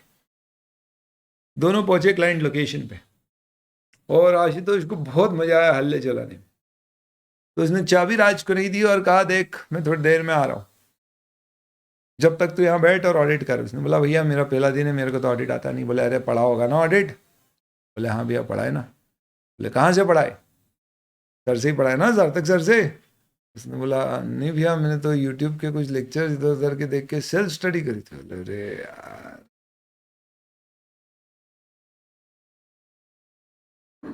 तो तेरे को सिखाना पड़ेगा या आता है? बोले नहीं भैया हमको आता है। बोले क्या होता है ऑडिट बता। बोले भैया हमने बहुत सही देखा था, उसके हिसाब से हमने पास भी करी एग्जाम। उसमें एक्चुअली ऐसा लिखा हुआ था, ऑडिट का मतलब होता है कोई भी चीज़ को दो जगह से बिठा देना, यानी जो यहाँ दिख रहा है अगर वो वहाँ दिख जाए तो ये सही है, ये ऑडिट है। आशुतोष ने बोला बहुत बढ़िया, इतना आता है, चल इससे ही तेरा काम हो जाएगा। एक काम कर, सबसे ज़्यादा मार्क्स किस में आए थे तेरे इंटर में? राज ने बोला भैया टैक्स में 51। तो बोले चल तेरे से टैक्स ही चेक करवाता हूँ। तो राज भैया ने बोला, बोले अरे सुनो एक काम करो इधर आओ, वो अपना टैक्स ऑडिट बाकी है ना, तो एक काम करो सारे कैश के खर्चे ले आओ, ये चेक करेंगे, ये आज से नया है। और इनको सिंपल पता है ऑडिट का मतलब क्या होता है। तो एक तरफ तुम तुम्हारी कैश बुक दे दो जहाँ पे खर्चे डाले हुए हैं, और दूसरी तरफ सारी फाइल दे दो जिसमें सारे वाउचर लगे हुए हैं, ये इधर से उधर उसका मिलान करते जाएंगे, टिक करते जाएंगे, आगे बढ़ते जाएंगे। मैं बोला ठीक है भैया ला देता हूँ। उसने ला दिया। हम लाए करो अच्छे से करो और हम आते हैं थोड़ा। बोला भैया बाइक की चाबी? बोले हम आते बोल रहे हैं मतलब जाएंगे कैसे, पैदल जाएंगे? नहीं भैया ठीक है भैया आप चले जाओ। बोले भैया नहीं सर बोलो। हमने बोला तो सर को बोलते थे। बोले हमें भी सर बोल। हमने जी सर। बोले सुन हम कहीं जा रहे हैं, फोन मत लगाइयो जब तक ऑफिस से फोन नहीं है, और अगर सर का फोन आए तो बोलना हाँ भैया वो क्लाइंट के साथ स्टॉक देखने गए हैं, आते हैं तो बात कराता हूं। और हमें इमीडिएटली फोन लगाना अगर ऑफिस से फोन आए, नहीं तो परेशान मत करना, हम आते हैं थोड़े 2-3 घंटे में आ रहे हैं। बोले भैया आप जा कर रहे हो? बोले सर से सवाल करता है। हमने बोला नहीं नहीं सर आप हो क्या, हम चेक कर। हमने निकाला मस्त तो चेकिंग करना शुरू करी कैश के खर्चे। तो हमने देखा एक खर्चा 50,000 रुपये का। हमने क्लाइंट को बुलाया, हमने बोला इधर आ। हमने बोला हाँ जी भैया बताओ। हमने बोला भैया नहीं सर बोल। बोला बच्चा है बे तू। बोला "ए, बदतमीज, ऑडिटर है हम, रिस्पेक्ट है हमारा, सर बोल। बोला हाँ सर बताएं। हमला बेचो। हमला ये 50,000 रुपये का कैश पेमेंट है, तुझे पता है इनकम टैक्स एक्ट में 10,000 रुपये से ऊपर के अगर पेमेंट करते हैं तो इनकम टैक्स में डिसअलाउ हो जाते हैं। उसने बोला अच्छा। हमला ये भी नहीं पता तुझे? तो ये तो सब गलत है, ये डिसअलाउ हो जाएंगे, तूने इसका खर्चा क्लेम किया है तो ये तो सब एडबैक हो जाएंगे, तुम्हें ज़्यादा इनकम पे टैक्स देना पड़ेगा। टैक्स भर दिया है बाकी है? उसने बोला भर दिया हमने तो, रिटर्न भी भर दिया। बोले हैं रिटर्न भी भर दिया, ये क्या किया? बोला आपके सीए नहीं भरवाए। बोला आप चेक क्यों करवा रहे हो? बोले अपने सीए से पूछो। बोला इसको कुछ पता नहीं होगा, अपन तो करते। फिर आए, फिर हमने बोला अरे बाप रे, ये तो 3 लाख रुपए का खर्चा तुमने कैश में दे दिया इसको, ये डिसअलाउ हो जाएगा पूरा। उसने बोला भैया ये तो आपके सर ने बोला था कि ये 3 लाख रुपए कैश पेमेंट किए ना, तो इसको साल भर में 10-10 हज़ार रुपए के अलग अलग 30 दिनों में पेमेंट दिखा देना। उन्होंने बोला ऐसा कर दो ना तो डिसअलाउ नहीं होता है, अलाउड रहता है, क्योंकि 10 हज़ार का पेमेंट एक दिन में एक पार्टी को अलाउड होता है। फिर आप एक ही कॉन्ट्रैक्ट में अगर 30 पेमेंट भी करो पर अलग अलग दिन में 10-10 हज़ार के तो चलता है। मतलब अभी ओए हमारे सर ऐसी गलत काम नहीं बताएंगे। बोले अरे भैया सर नहीं बताया, हमको थोड़ी ना मालूम है, वही सब करवाते। ये छोड़ो, ये देखो ये जितने एम्प्लॉई इन सबको तनख्वाह कैश में जाती है 10 हज़ार के ऊपर है। सर ने बोल रखा है इनको 15-15 दिन में तनख्वाह दिखाओ, ऐसे दिखाओ। बोला ये तो बहुत सारी तनख्वाह है, ये तो टोटल बहुत बड़ा हो रहा है। बोले हाँ आप ले लो, नीनी करते करते सब मिला के 1-2 करोड़ के खर्चे हैं ये तो। हमने सर को फोन लगाया, फोन नहीं उठाया। सर 2 से 4 घर पे रिलैक्स करते। Your mind should be at peace, only then you will be a good professional. भैया को फोन लगा, उसने फोन उठाया, बोले अरे कि ऑफिस से फोन आया कि? हमने बोला नहीं भैया कुछ पूछना था। बोले तेरे को मना किया था ना, फिर फोन रख दिया। उनको लगा रखा रखा नहीं है, वो तो ऐसा लग रहा था कि हमारी बाइक से विली कर रहे, ऐसे आवाज आ रही थी, घूम घूम घूम घूम। हमला भाई हमारी तो बाइक गई, बहुत गुस्सा, हम बहुत प्रेशर में आ गए। हमने बोला यार एक तो भाई ये नहीं कर रहा है, सर फोन नहीं उठा रहे, क्या करें। तब हम हमारे पापा की याद आई, और हमारे पापा ने हमको सिखाया था बेटा कभी भी अपने आप को अकेला मत समझना, और सच्चाई के राह पे चलने से कभी भी मत डरना। सब तेरा साथ छोड़ भी दे तो भी तू आगे बढ़ना, और तेज गति से आगे बढ़ना, और जोश के साथ आगे बढ़ना। धीरे धीरे कारवां बढ़ते जाएगा और तेरे पीछे लोगों की भीड़ लग जाएगी।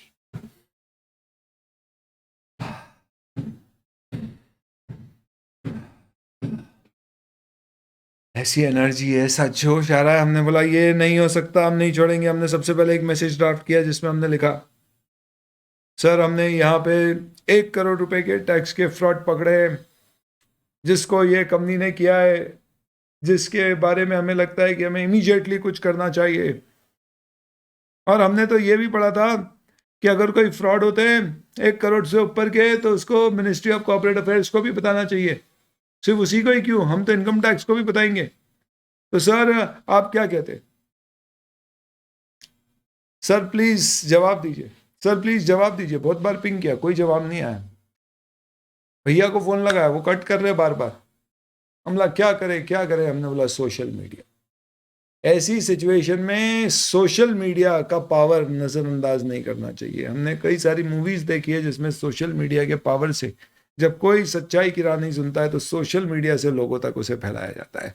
तो हमने बस इंस्टाग्राम पे स्टोरी डाली जिसमें हमने बताया first day in audit 1 crore of tax frauds detected, I am loving it. बकायदा हमने फोटो खींच खींच के उसकी पूरी एक ऐसी रील बनाई और रील बना के पोस्ट कर दी, व्हाट्सएप पे स्टेटस पे लगा दिए, ट्विटर पे ट्वीट कर दिया। Do you know this particular company? The company is doing huge amount of tax fraud, which is leading to a loss to our beloved nation. Hashtag stop tax evasion. Please retweet. बस फिर क्या था, Twitter भर दिया हमने। अब बहुत सारे जगह से लाइक फाइक आने लग गए, हार्ट्स के इमोजी आने लग गए इंस्टा पे। कई सारे दोस्तों रे वो आया और आर्टिकल चुप में तूने पहले दिन ही फ्रॉड निकाल दिया, अपने को लग रहा है अपन ने कोई बहुत ही मस्त काम कर दिया। बस सर उठे, उन्होंने देखा, व्हाट्सएप खोला, हमारा स्टेटस देखा, फोन लगाया, उन्होंने बोला बेटा क्या किया तूने? हमला सर ऐसा ऐसा हुआ था। बोला बेटा तूने किस किस को बताया? सर वो अभी इंस्टा पे और व्हाट्सएप पे स्टेटस अपडेट किया है, स्टोरी डाली और ट्विटर पे एक ट्वीट डाला है। बोले बेटा सब हटा दे। बोला क्यों सर? बोले बाद में बताऊंगा बेटा, मैं आ रहा हूँ, तू आ जा, वापस आ जा, पर तू सब हटा दे। मैंने बोला ठीक है सर मैं हटा देता हूँ, पर मैंने एक्चुअली क्या इनकम टैक्स में चाचा थे उनको भी बता दिया, तो उनको भी मना करूँ क्या? वो आ रहे हैं इधर। फिर बोला शाबाश, और किसी को? बोला हाँ वो रिपब्लिक टीवी में है ना, वो अपनी अंकल है। अरे हाँ वो बंगाली बाबू, वो जो बोलते हैं जानना चाहता है भारत, उनको भी हमने बता दिया। उन्होंने बोला टीम भेज रहा हूँ बेटा मैं। तो उनको भी मना कर दूं? फिर बोला रुक जा बेटा, तू वहीं रुक, मैं जा रहा हूँ वहां, मैं निकल रहा हूँ यहाँ से। तो दोस्तों सीए और सीनियर आर्टिकल दोनों अंडरग्राउंड है और बाकी सब आ चुके हैं और हम यूं कॉलर उठा के फोटो खींच रहे हैं, बस फिर आगे जो हुआ वो इतिहास बना गया। आप बताइए इस पूरे मसले में क्या आपको लग रहा है, ये सब जो हुआ ये सही है या गलत है? और अगर है तो किसकी गलती है? आपके सामने 3 ऑप्शन है। क्या ये गलती ए राज की है, आर्टिकल, या ये गलती बी राज के पापा की है जिन्होंने उनको ऐसे जोश भरे हुए सीख दिए थे, या ये आर्टिकल सीए की है, या ये गलती सीए की है, या ये गलती आशुतोष की है? Who is the person responsible? Ashutosh, Raj, CA, पापा? क्या कहते हो?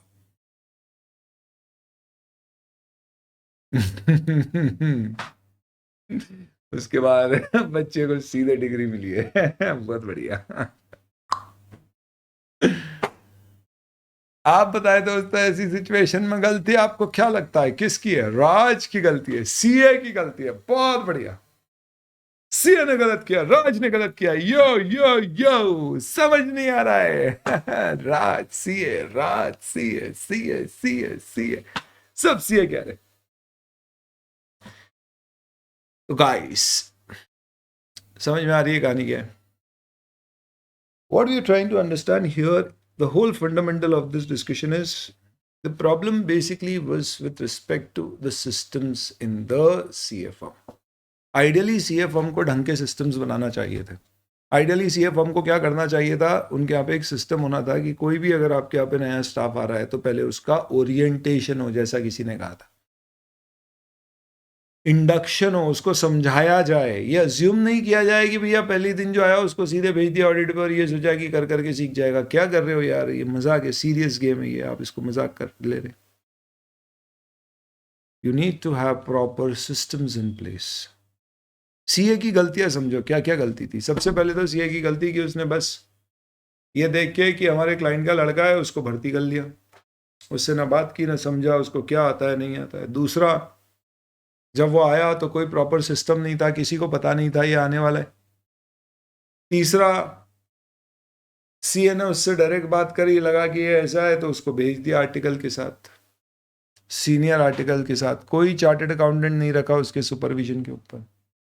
चौथा, सीनियर आर्टिकल भी मजे में चल रहा है, उसके ऊपर किसी प्रकार का कोई कंट्रोल नहीं है। पांचवा, वो वहां जाके कोई सपोर्ट नहीं कर रहा है, डायरेक्टली क्लाइंट का डेटा देखा जा रहा है, कॉन्फिडेंशियलिटी की धज्जियां उड़ा रहे हैं। सीए खुद की कोई मॉनिटरिंग नहीं रख रहा है, वो केयरलेसनेस के साथ काम कर रहा है, अनप्रोफेशनल वर्किंग स्टाइल है पूरी तरह से। इसे बोलते हैं खराब quality, bad way of doing things. It's a quality issue. That is why there is this standard which is known as SQC1, Standard on Quality Control 1, तो कह रहा है कि हर एंगेजमेंट में, हर जो काम आप करते हो, आपके सारे कामों में अच्छी क्वालिटी आए, इसके लिए जरूरी है कि आप एक सिस्टम बनाओ,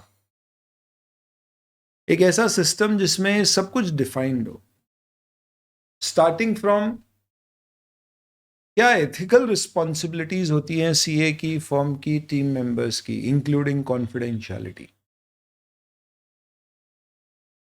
देन किस क्लाइंट का ऑडिट एक्सेप्ट करना है नहीं करना है। देन कैसे एम्प्लॉय का रिक्रूटमेंट होना चाहिए, कैसे उसकी ट्रेनिंग होनी चाहिए, कैसे उसको कंपनसेट करना चाहिए।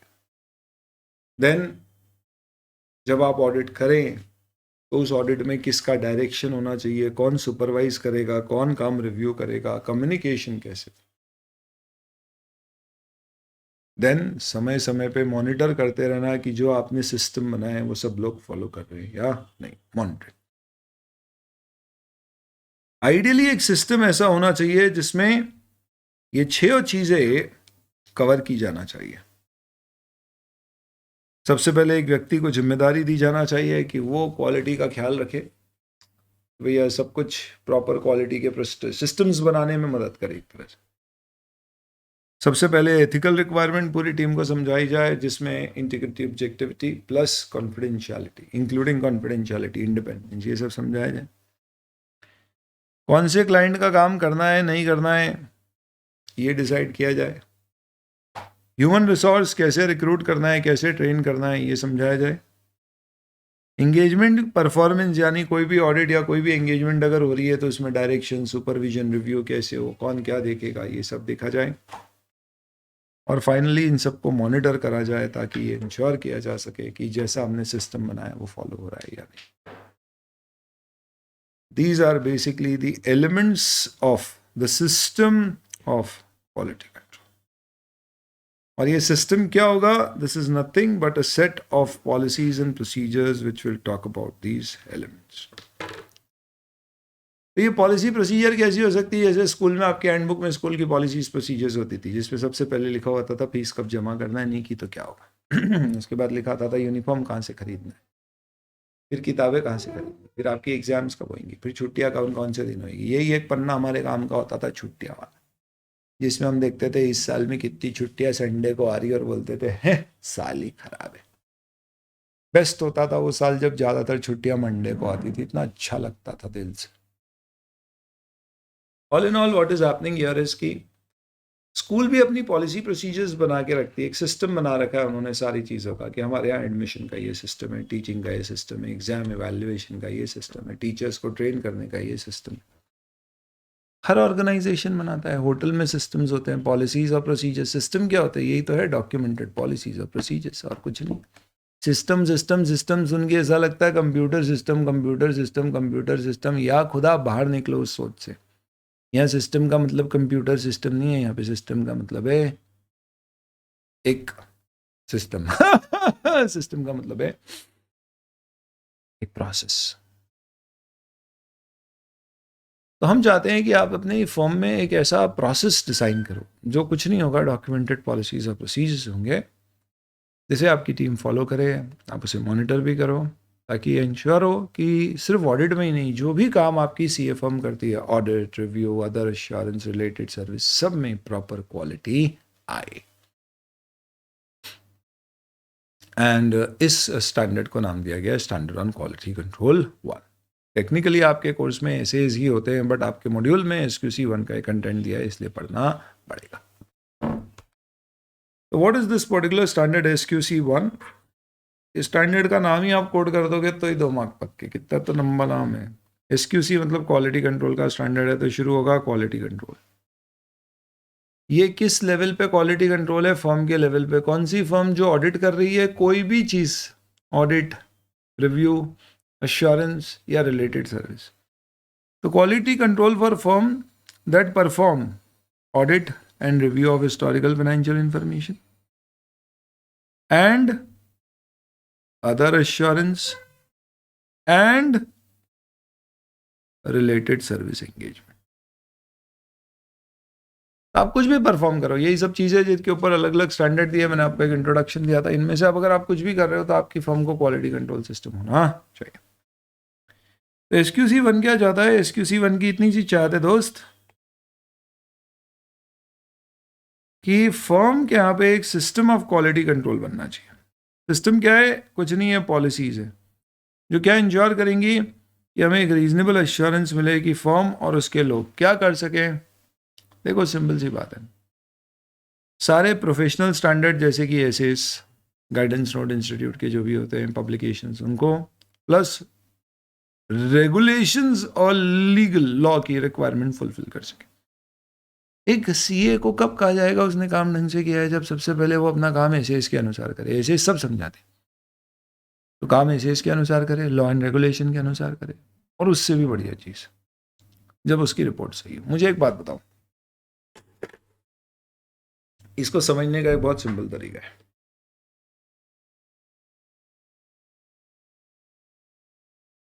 When will we say that a student has achieved his objectives of being a good student?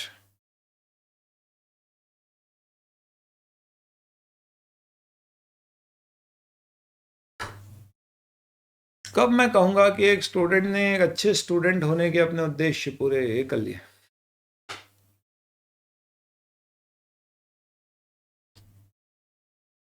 Sir जब वो रोज होमवर्क करे तो एक भी स्टूडेंट गुड नहीं हो पाएगा।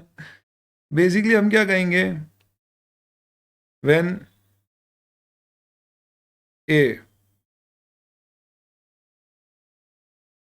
he follows the instructions and B he prepares enough that he will clear the exams. Exam clear होगी नहीं होगी वो तो समय बताएगा, क्योंकि उसमें लक फैक्टर बहुत सारी चीज़ है। बस ये दो चीज़ है। अगर एक स्टूडेंट अपनी बातें सुने, इंस्ट्रक्शंस प्लान जो दिए उसको फॉलो करे, और सेकंड अगर एक स्टूडेंट सिर्फ क्या करे, ऐसी तैयारी करे जिससे हमें लगता है कि वो क्लियर कर लेगा एग्जाम, तो हम बोलेंगे अच्छा स्टूडेंट। अल्टीमेटली यही ऑब्जेक्टिव। सेम इसी लॉजिक से किसी सीए फर्म के क्वालिटी कंट्रोल सिस्टम्स कब अच्छे माने जाएंगे? जब वो प्रोफेशनल स्टैंडर्ड, रेगुलेटरी और लीगल रिक्वायरमेंट को कंप्लाई करे। ये फ्रेज कई बार आएगा, इस कारण से इसको बार बार PSRLS के नाम से यूज किया गया, professional standard, regulatory and legal requirements. And second, 2 reports issued by the firm or partner are appropriate in the circumstance। यानी हमने जो रिपोर्ट करी है वो अप्रोप्रिएट है। गलत है या नहीं है देखो ये तो समय बताएगा, क्योंकि हम भी रीजनेबल एश्योरेंस देते हैं, हाई लेवल का एश्योरेंस, बट एब्सोल्यूट नहीं देते। तो देखो क्या सही तरीका बताया मैंने आपको याद रखने का। SQC1 के क्या ऑब्जेक्टिव्स हैं, या कोई भी क्वालिटी कंट्रोल सिस्टम के क्या उद्देश्य हैं, कि काम as per professional standard, regulatory, legal requirement हो, क्योंकि यही इंस्ट्रक्शंस हैं। और दूसरा, वो रिपोर्ट उसकी ऐसी हो कि वो अप्रोप्रिएट हो सर्कमस्टांसेस में। सही है या नहीं वो समय बताएगा, अप्रोप्रिएट होना चाहिए। बस ये ऑब्जेक्टिव है, इसे क्या कहते हैं, ऑब्जेक्टिव ऑफ SQC। तो क्वालिटी कंट्रोल की जो पॉलिसी बनाओगे उसमें ये 6 एलिमेंट्स होना चाहिए।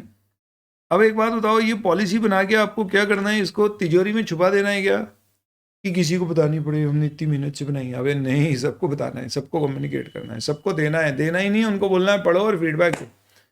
कुछ समझ नहीं आया पूछो, कोई डाउट है पूछो, कुछ मिसिंग है बताओ। किसको बोल रहे हैं? हमारे एम्प्लॉइज को। The policy should be documented, communicated and feedback should be taken.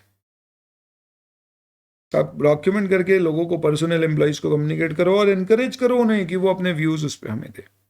इससे क्या होगा, वो सब लोगों को मालूम पड़ेगा क्या पॉलिसी में दिया। हो सकता है कि राज आया और राज को आपने शुरू में ही क्या किया, सबसे पहले पॉलिसी प्रोसीजर दिया और उसको बोला ये देखो ये एक ट्रेनिंग वीडियो है, ये पूरा सुन लो।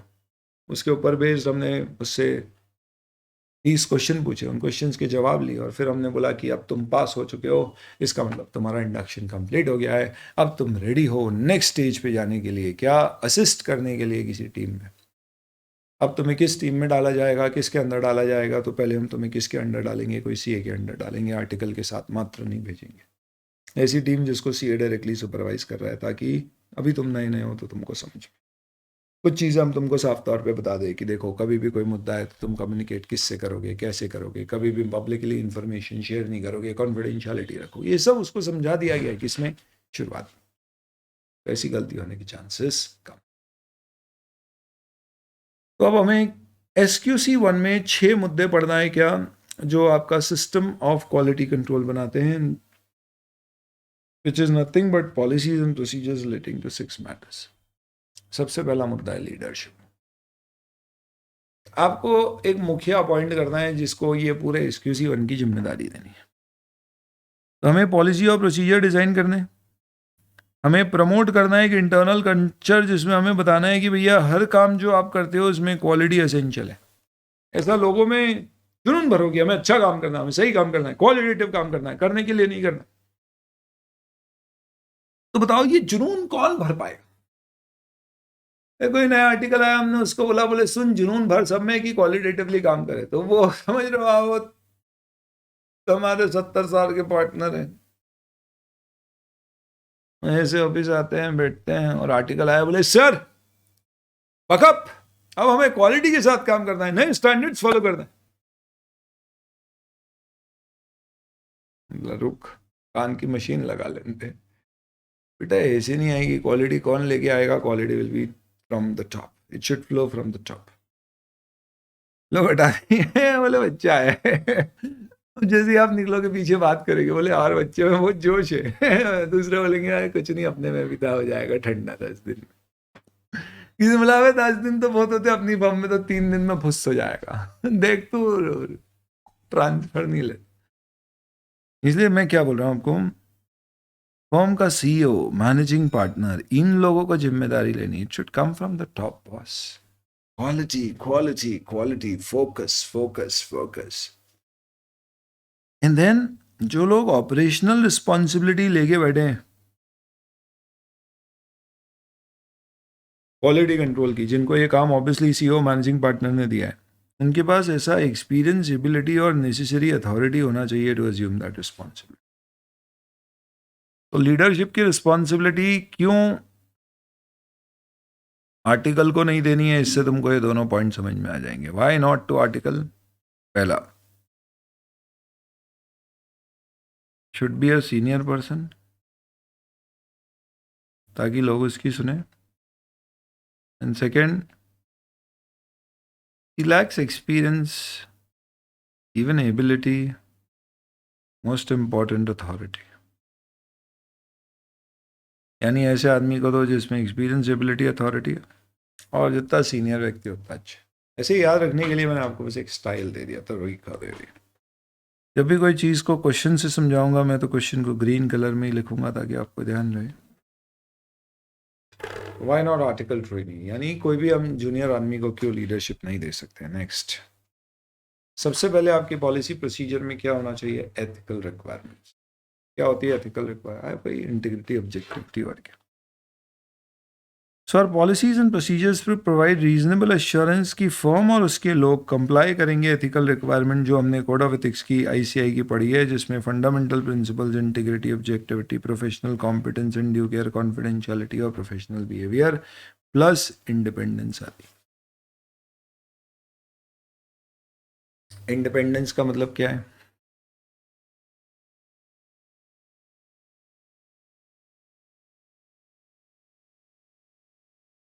इंडिपेंडेंस के पॉइंट दिए हुए हैं यहाँ पे।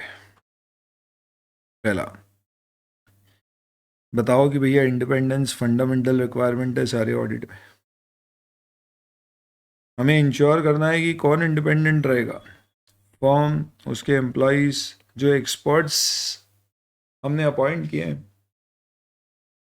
काम करने के लिए, हमारी नेटवर्क फॉर्म, सिस्टर कंसर्न्स, इन सब का इंडिपेंडेंट होना इंपॉर्टेंट है। इससे अनेबिलिटी फॉर्म को क्या होगी, तो हम हमारे एम्प्लॉयज़ को बता पाएंगे इंडिपेंडेंस के बारे में, और हम पता कर पाएंगे, इवैल्यूएट कर पाएंगे अगर कोई थ्रेट आ रही है, और अगर आई तो फिर हम अप्रोप्रिएट एक्शन समय पर ले पाएंगे, उसे एलिमिनेट या रिड्यूस टू एक्सेप्टेबल लेवल करने। हो सकता है हमें कभी विड्रॉ भी करना पड़े। एक मैकेनिज्म होना चाहिए कम्युनिकेशन का, जिससे एंगेजमेंट पार्टनर फर्म को इंफॉर्मेशन दे सके क्लाइंट एंगेजमेंट के बारे में, और एम्प्लॉयज इंफॉर्मेशन दे सकें फर्म को। ऐसी रिलेशनशिप जिससे इंडिपेंडेंस पे इम्पैक्ट पड़े।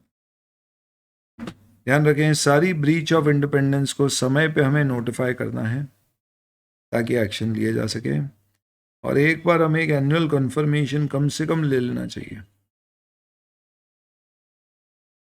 कि सब लोग जो भी ऑडिट में इन्वॉल्व थे उन सब ने ख्याल रखा है इंडिपेंडेंस का। ये सारी चीज़ें ऐसे 220 में भी है, यहाँ पे भी है। आपको बहुत सारे मुद्दे लगेंगे, इसलिए मैंने क्या किया है आपके लिए, सिर्फ आपके लिए, सिर्फ आपके लिए ये सारे पॉइंट्स के यहाँ पे हेडिंग्स दे दिए। पहला, इंडिपेंडेंस सबको ऑब्जर्व करना है। Form, personal, expert appointed by the form और नेटवर्क फॉर्म, इन सबको फॉलो करना है। हमारी पॉलिसी और प्रोसीजर फॉलो करने से हम क्या कर पाएंगे? हम एम्प्लॉयज़ को बता पाएंगे, थ्रेट एवेल्युएट कर पाएंगे, और उन्हें दूर कर पाएंगे, ज़रूरत पड़ी तो विड्रॉ। हमें रिटर्न कंफर्मेशन लेना चाहिए कि इन लोगों ने सबने फॉलो किया है, और साल में एक बार ये लेना चाहिए। इसके अलावा एक पॉइंट और है कि यहाँ पे आया नहीं है, आ जाना चाहिए था। engagement partner and team are responsible to communicate.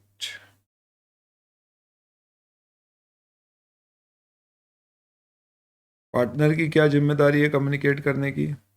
वो फर्म को बताएगा कि भैया ये क्लाइंट है, इसकी ये रिलेटेड पार्टीज है, सारी चीज़ें जिससे पता पड़ सके कि फर्म की कहीं इंडिपेंडेंस अफेक्टेड तो नहीं है।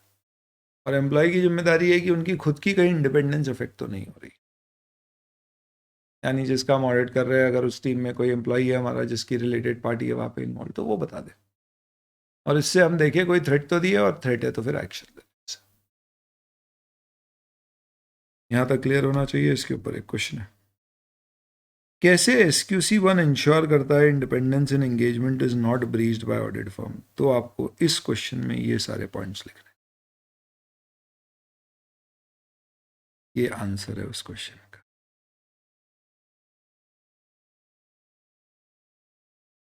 वो इंश्योर करता है कि वो इंडिपेंडेंस फंडामेंटल रिक्वायरमेंट है, सबको समझाए।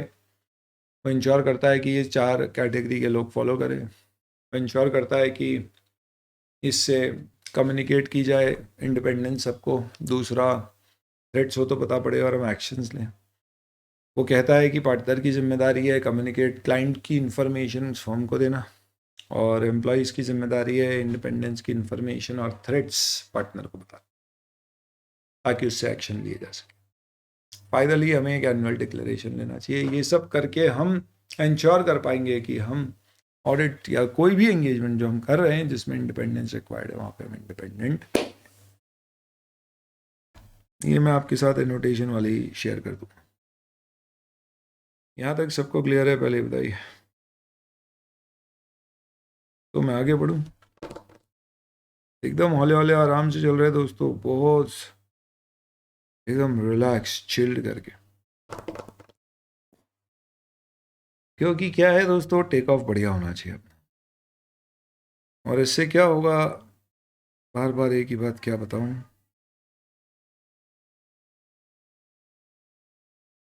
दिमाग पे आएगा तो जुबा पे आएगा, जुबा पे आने आएगा तभी हाथों में आएगा। दिमाग में ही अंदर नहीं जा रहा है, दिल में ही नहीं आ रहा है, तो चलिए कहाँ से आप उसको अपने हाथों से किसी और को बताएं।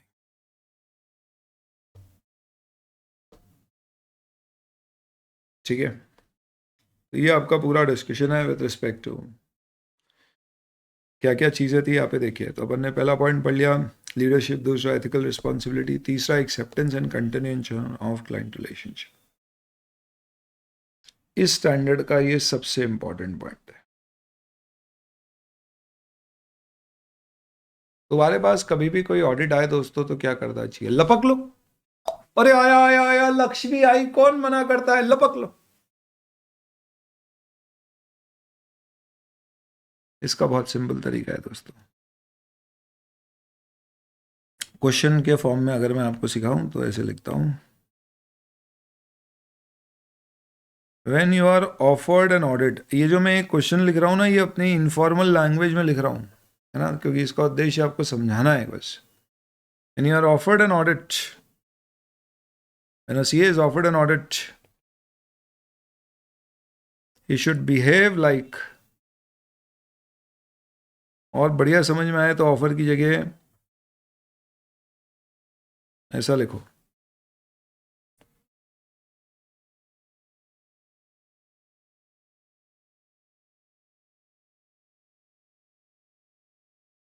When CA receives a proposal for audit,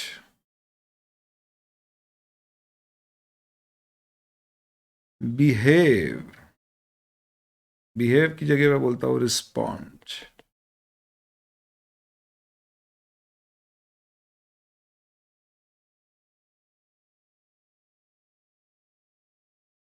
like a girl.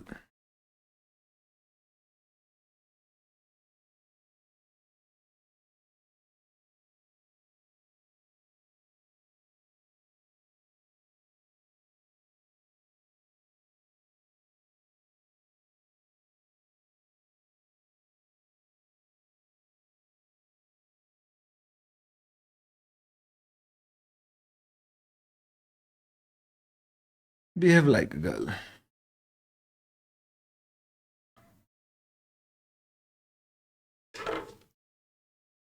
थोड़ी घबराने वाली होगी।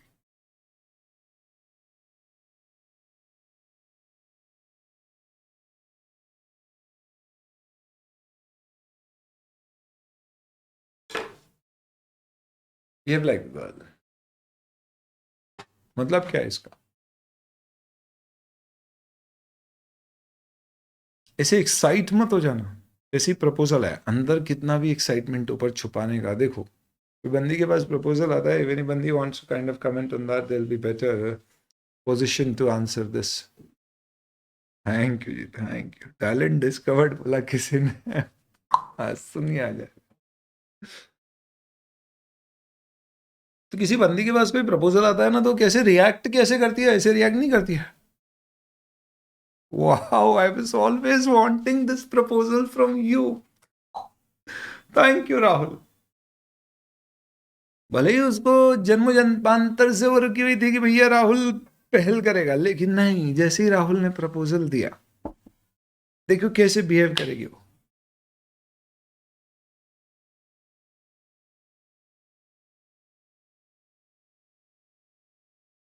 मुझे कुछ टाइम चाहिए।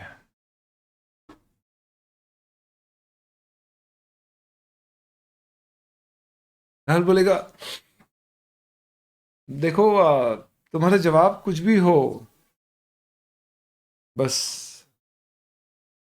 बता जरूर देना। राहुल, मैंने मना नहीं किया है, लेकिन मुझे थोड़ा सा वक्त चाहिए। वक्त वक्त वक्त। अब आप बताओ, वक्त लेके उसे क्या करना चाहिए? अब उसने वक्त लिया भी है, तो ऐसा तो है नहीं कि भैया कल ही हाँ बोल देगी। तो उसने सबसे पहले जाके अपनी फ्रेंड को बताया या अपनी बहन को बताया, तुझे पता है राहुल ने आज क्या बात कर रही है? बोले हाँ, ही प्रपोज। तो तूने हाँ बोल दिया? अरे नहीं नहीं, मैंने उसे बोला यार मुझे सोचने के लिए थोड़ा वक्त चाहिए। अब हमारी बड़ी बहन है, तो बड़ी बहन कैसे हमें रिस्पॉन्ड करेगी? बच्चे मजे ले रहे हो, कहा सीए बन गया। रामपाल यादव तो बन ही जाते आप। तो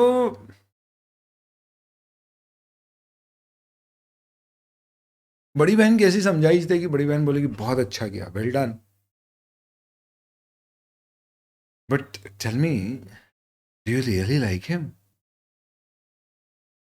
बोला अरे ये कौन सा एक ही रखना है, और लाइकिंग की क्या बात है, ऐसे चिल, आई एम कूल दीदी। आपके भी तो इतने सारे हैं, आई मीन आप ऐसे हमसे क्यों पूछ रहे हो? बोले नहीं नहीं यार, हाँ आई अग्री, मतलब I mean, but within that also you know, ऐसा नहीं है, that does not means I say yes to everybody, I mean I have my own preferences and choices to make. हाँ दीदी, वो बात तो सही है, सबको तो नहीं बोलते हैं, अपन भी एक लेवल तक ही मैनेज कर पाते हैं, आपको भी पता है थोड़ा टाइम तो अपने को देना ही पड़ता है सबको। आई मीन कितनी बार उसको बोलो नहीं आज मैं पढ़ाई कर रही हूँ, आज घर पे कोई काम आ गया, एक आध बार तो आई मीन यू 5 बार बोलेगा तो एक बार तो जाना ही पड़ता है, मतलब टाइम तो होना ही चाहिए।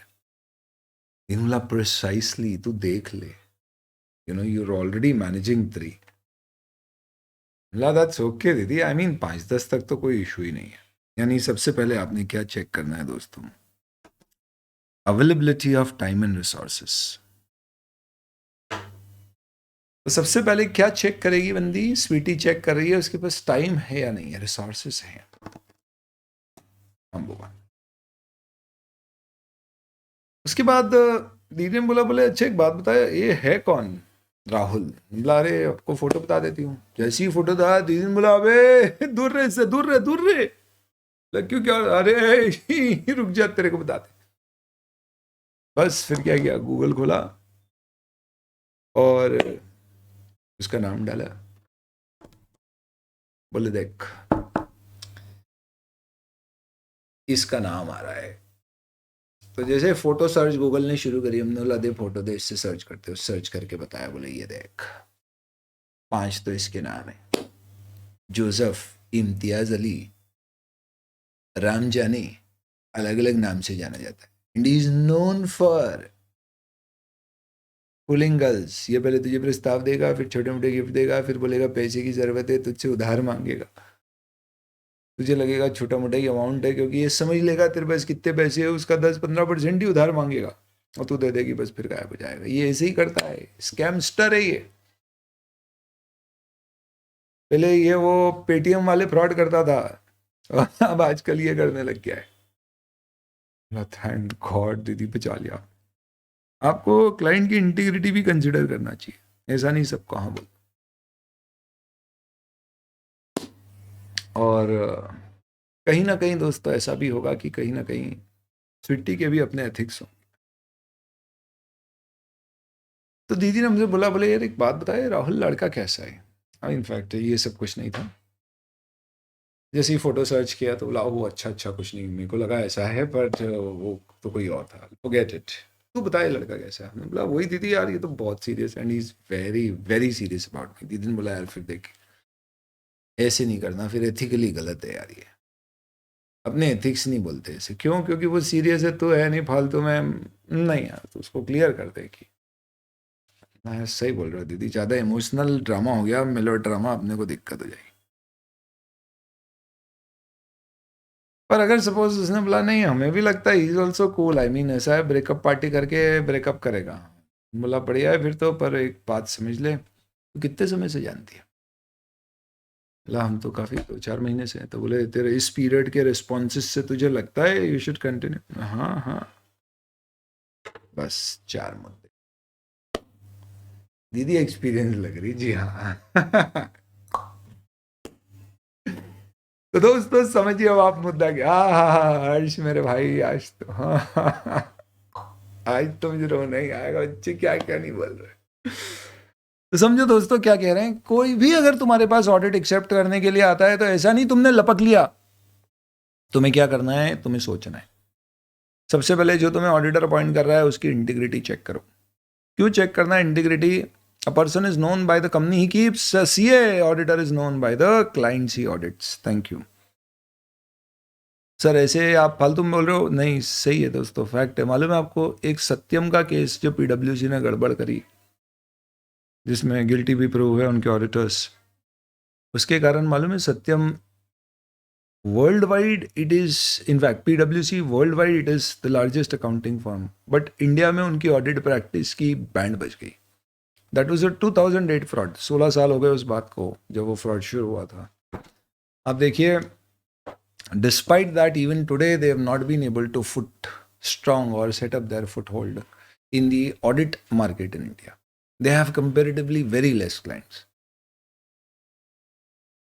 तो आपका अगर एक क्लाइंट गलत निकल गया ना दोस्तों, तो आपकी इमेज के ऊपर, आपके बिजनेस पे बहुत इम्पैक्ट पड़ेगा। इनफैक्ट बिग फोर ऐसा होता है, बहुत सारे क्लाइंट को मना कर देते हैं कि sorry will not be able to accept, क्योंकि हमारे कुछ पैरामीटर्स हैं जिनमें आप खरा नहीं उतरते। तो you need to check the integrity. Second, आप भी अपनी टाइम, कैपेबिलिटी और रिसोर्सेज देखिए। आप सोचो कि आपको लेट्स कोई ऑडिट अवार्ड किया गया और आपके पास लोग ही नहीं है, आपने बुलाया चलो आ रहा है ले लो, फिर समझेंगे ये गलत तरीका है। You should have time, resources and capability also. Capability का मतलब क्या होता है? सपोज आपको कोई ऑडिट ऑफर किया गया है जो बहुत ही एक स्पेशलाइज्ड इंडस्ट्री का है, जिसका आपको कोई ज्ञान नॉलेज नहीं है। Let's say there is a company which is in a special economic zone, उसका ऑडिट आपको दिया गया, आपको कुछ समझ नहीं है और आपको लगता भी नहीं आपकी टीम में कोई व्यक्ति है जो समझ जाएगा या आप कहीं से वो समझ ऑब्टेन कर पाओगे। बेहतर है आप मत करो।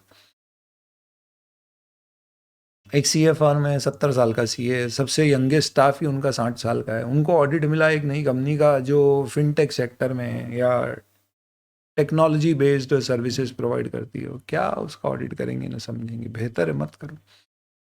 We should have capability, time, resources and obvious सी बात है आपको एथिकल रिक्वायरमेंट इंक्लूडिंग इंडिपेंडेंस तो चेक करना है कि आपकी फर्म, नेटवर्क, फर्म, पार्टनर कहीं भी किसी की भी कोई इंडिपेंडेंस थ्रेटन तो नहीं। प्लस अगर आपने उसका पहले कोई काम किया है, कोई इंगेजमेंट उसके साथ पहले करी है, ऑडिट, नॉन ऑडिट, तो उससे एक्सपीरियंस भी यूज़ करो डिसाइड करने में कि काम लेना है। इस पूरे डिस्कशन में अगर कोई इशू आइडेंटिफाई हुए हैं फिर भी आप लगता है कि आप एक्सेप्ट या कंटिन्यू कर सकते हो, तो आप डॉक्यूमेंट कर लेना क्या तरह से आपने डिसीजन लिया। तो हो सकता है कि आपको लगे कि यार मेरे पास है ना टाइम है, रिसोर्सेज हैं, कैपेबिलिटी में बस एक इशू है कि मुझे पूरा नॉलेज नहीं है उसकी इंडस्ट्री का। पर मैंने बोला that's okay, I can obtain that knowledge because I know a few other chartered accountants who are doing similar audits, they will help me to consult. Plus मैं एक्सपर्ट की भी मदद ले सकता हूँ, और वो नॉलेज ऐसा नहीं होगा कि बहुत मुश्किल है ऑब्टेन करना। तो आप डॉक्यूमेंट कर लो, इस बेसिस पे हमने ये डिसीजन लिया। इसमें पास्ट एक्सपीरियंस का भी पॉइंट है जो एसक्यूसी में नहीं दिया गया है, बट ऐसे 220 में रिपीट किया गया है, वहां पे देखेंगे।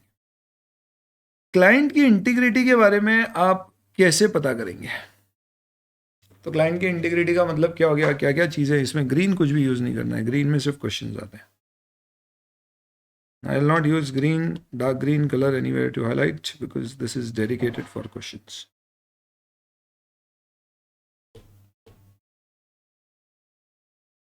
तो क्लाइंट की इंटीग्रिटी में क्या चेक करूं? उनके ओनर्स और केएमपी की आइडेंटिटी और रेपुटेशन क्या है, उनके ऑपरेशंस किस तरह के, बिजनेस प्रैक्टिस कैसी है, उनका एटीट्यूड कैसा है प्रिंसिपल ओनर।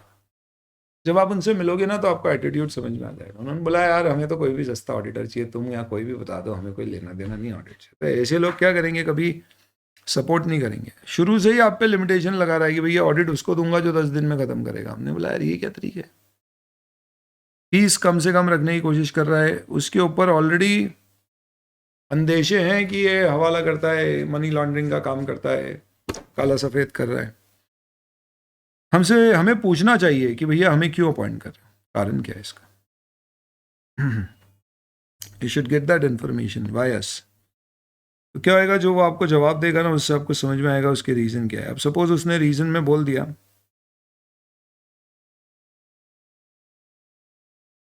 कि हम आपको इसलिए अपॉइंट कर रहे हैं क्योंकि हमारा पिछला ऑडिटर छोड़ के भाग गया। हमला क्यों छोड़ के भाग गया, उसने बोला, कंपनी ने बोला वो उसने कुछ गलतियां निकाली थी, हमने बोला रिपोर्ट मत करो, तो उसने रिजाइन कर दिया। बोला यार खुलेआम बता रहे हो, बोला यार बताना पड़ेगा क्योंकि आप उससे कम्युनिकेट करोगे अगर तो वो बता ही देगा। तो अब ऐसा है तो फिर ऐसे में नहीं करना। कहाँ से पता पड़ेगा आपको, तो ये सोर्स है। ये क्या है, इंटीग्रिटी ऑफ क्लाइंट में व्हाट टू चेक। और अगला सवाल व्हाट टू चेक के बाद वेयर टू लुक, सोर्स बताओ उसके बारे में आपको कहाँ पता पड़ेगा। मीडिया में पता पड़ सकता है, प्रीवियस ऑडिटर से आप बात कर सकते हो। इनफैक्ट आईसीआई रिक्वायर करता है कि जब भी आप ऑडिट कर रहे हो तो आपको पिछले ऑडिटर से ऑडिट लेने से पहले बात करना होती है, एक्सेप्ट करने से पहले, कि भाई हम ले रहे हैं, आपको कोई तथ्य नहीं। तो वहाँ से आप देख लीजिए प्रीवियस ऑडिटर, थर्ड पार्टी से डिस्कशन कर लीजिए। और कहाँ से ले सकते हो आप, मीडिया कमेंट्स देख सकते हो, हमें दिए हुए पॉइंट पर आप ऐड कर सकते हैं। और आप कहाँ से देख सकते हैं, मे बी उसके इंफॉर्मेशन अवेलेबल विथ, ये लिखा हुआ है थर्ड पार्टी के साथ डिस्कशन, जैसे कि हम जानते हैं किसी को जो उसके बारे में जानता है वहाँ से। अब उसकी एनुअल रिपोर्ट पढ़ लीजिए पास्ट की, उससे आपको काफ़ी समझ में आ जाएगा कि एनुअल रिपोर्ट यानी कि फाइनेंशियल स्टेटमेंट ऑडिट रिपोर्ट का बंच जो पब्लिश होता है अगर लिस्टेड कंपनी है तो, कि भाई उसके लास्ट ईयर के ऑडिटर ने रिपोर्ट क्लीन दी थी, मॉडिफाइड दी थी, रिपोर्ट में कमेंट्स आए थे, ऐसे इस तरह की चीज़ें इससे समझ में आ जाए। इसके अलावा आप देख लीजिए कि कहीं कोई कॉन्फ्लिक्ट ऑफ इंटरेस्ट फॉर्म और क्लाइंट के बीच में तो नहीं है तो उसे रिजॉल्व। इंडिपेंडेंस इशू, कभी ऐसा हुआ कि जब आपने ऑडिट एक्सेप्ट किया था उस समय सब कुछ ठीक लग रहा था, पर अब ऑडिट एक्सेप्ट करने के बाद अब आपको लगता पड़ रहा है कि यार क्लाइंट की इंटीग्रिटी पे डाउट है, हम बहुत ज़्यादा पता नहीं कर पाए। Subsequently, you are acquiring any information which, if you would have acquired earlier, you would have declined the engagement. अगर आपने ये पहले एक्वायर की होती तो आप एक्सेप्ट ही नहीं करते। तो हमें वो पॉलिसी और प्रोसीजर हमारी डिस्कस करना पड़ेगी regarding continuance of engagement and client relationship, जिसमें हम किसकी बात करेंगे, वही विड्रॉल के जो मैंने आपको रूल्स लिखवाए हैं वो वाले। हम देखेंगे क्या कोई प्रोफेशनल लीगल रिस्पॉन्सिबिलिटी अप्लाई करती है कि हमें किसी को बताने की ज़रूरत है, जैसे कि जिसने हमें अपॉइंट किया या रेगुलेटरी बॉडी को, और अकॉर्डिंगली डिसाइड करेंगे कि विड्रॉ करना है या नहीं। तो अगर आपको बाद में भी कभी कोई प्रॉब्लम हुई, ऐसा हुआ, तो फिर आप ये सब चीज़ें कर सकते हैं। इसके बाद कहता है स्टैंडर्ड की एक अच्छी HR पॉलिसी बनाओ जिसमें सारे मुद्दे लिखो आप।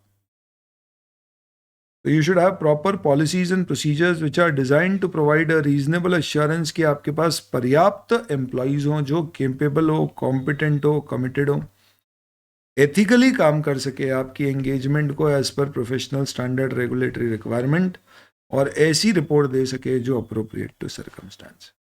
मतलब क्या हुआ, वापस से वही बात बोल दी कि हमें अल्टीमेटली ऐसी टीम चाहिए जो हमारे ऑब्जेक्टिव अचीव करा सके। क्या ऑब्जेक्टिव थे हमारे, तो मैंने आपको बताया था, एक स्टूडेंट से आप क्या एक्सपेक्ट करोगे, वो हमारी बातें सुने और ऐसी तैयारी करे कि एग्जाम क्लियर कर सके। ऐसी टीम भी कैसी चाहिए, जो professional standard, regulatory, legal requirement fulfil करे और ऐसी रिपोर्ट देने में हमारी हेल्प करे जिसे अप्रोप्रिएट टू सर्कमस्टांस माना जाए। तो पॉलिसी में नॉर्मली क्या क्या चीज़ें आती है HR से रिलेटेड, रिक्रूट किसे करना है, उनको कितनी तनख्वाह देना है, ट्रेनिंग कैसे देनी है, उनको कैसे डेवलपमेंट, उनका परफॉर्मेंस कैसे इवेल्युएट करना है। अगर आप ऐसा करोगे तो जैसा राज ने आपके साथ किया था, आशुतोष और राज ने, वैसा आपकी फॉर्म में नहीं होगा। ये आपकी ह्यूमन रिसोर्स से related policy. And then we have direction, supervision and review. That is something which we'll take it up tomorrow. आगे का डिस्कशन ओपन कर लेंगे, अभी बाकी है इसमें कंटेंट। और ये एक बार आ गया समझ में तो 220 काफ़ी कुछ इसी से रिलेटेड है, तो we should be able to quickly do it. ये शेयर भी कर दूंगा मैं आपके साथ। Cool, that's about it। इसी के साथ दोस्तों हमारा किसका डिस्कशन पूरा होता है, 210 कंप्लीट, और SQC1 हमारा एक पार्ट हुआ है। ठीक है, कृपा करके इसको अच्छे से रिवाइज करें। कल हमारा ये वाला पूरा चैप्टर कंप्लीट हो जाएगा। कौन सा? Chapter number 11। So we are done with 1, we will be done with chapter number 11 tomorrow. Thank you.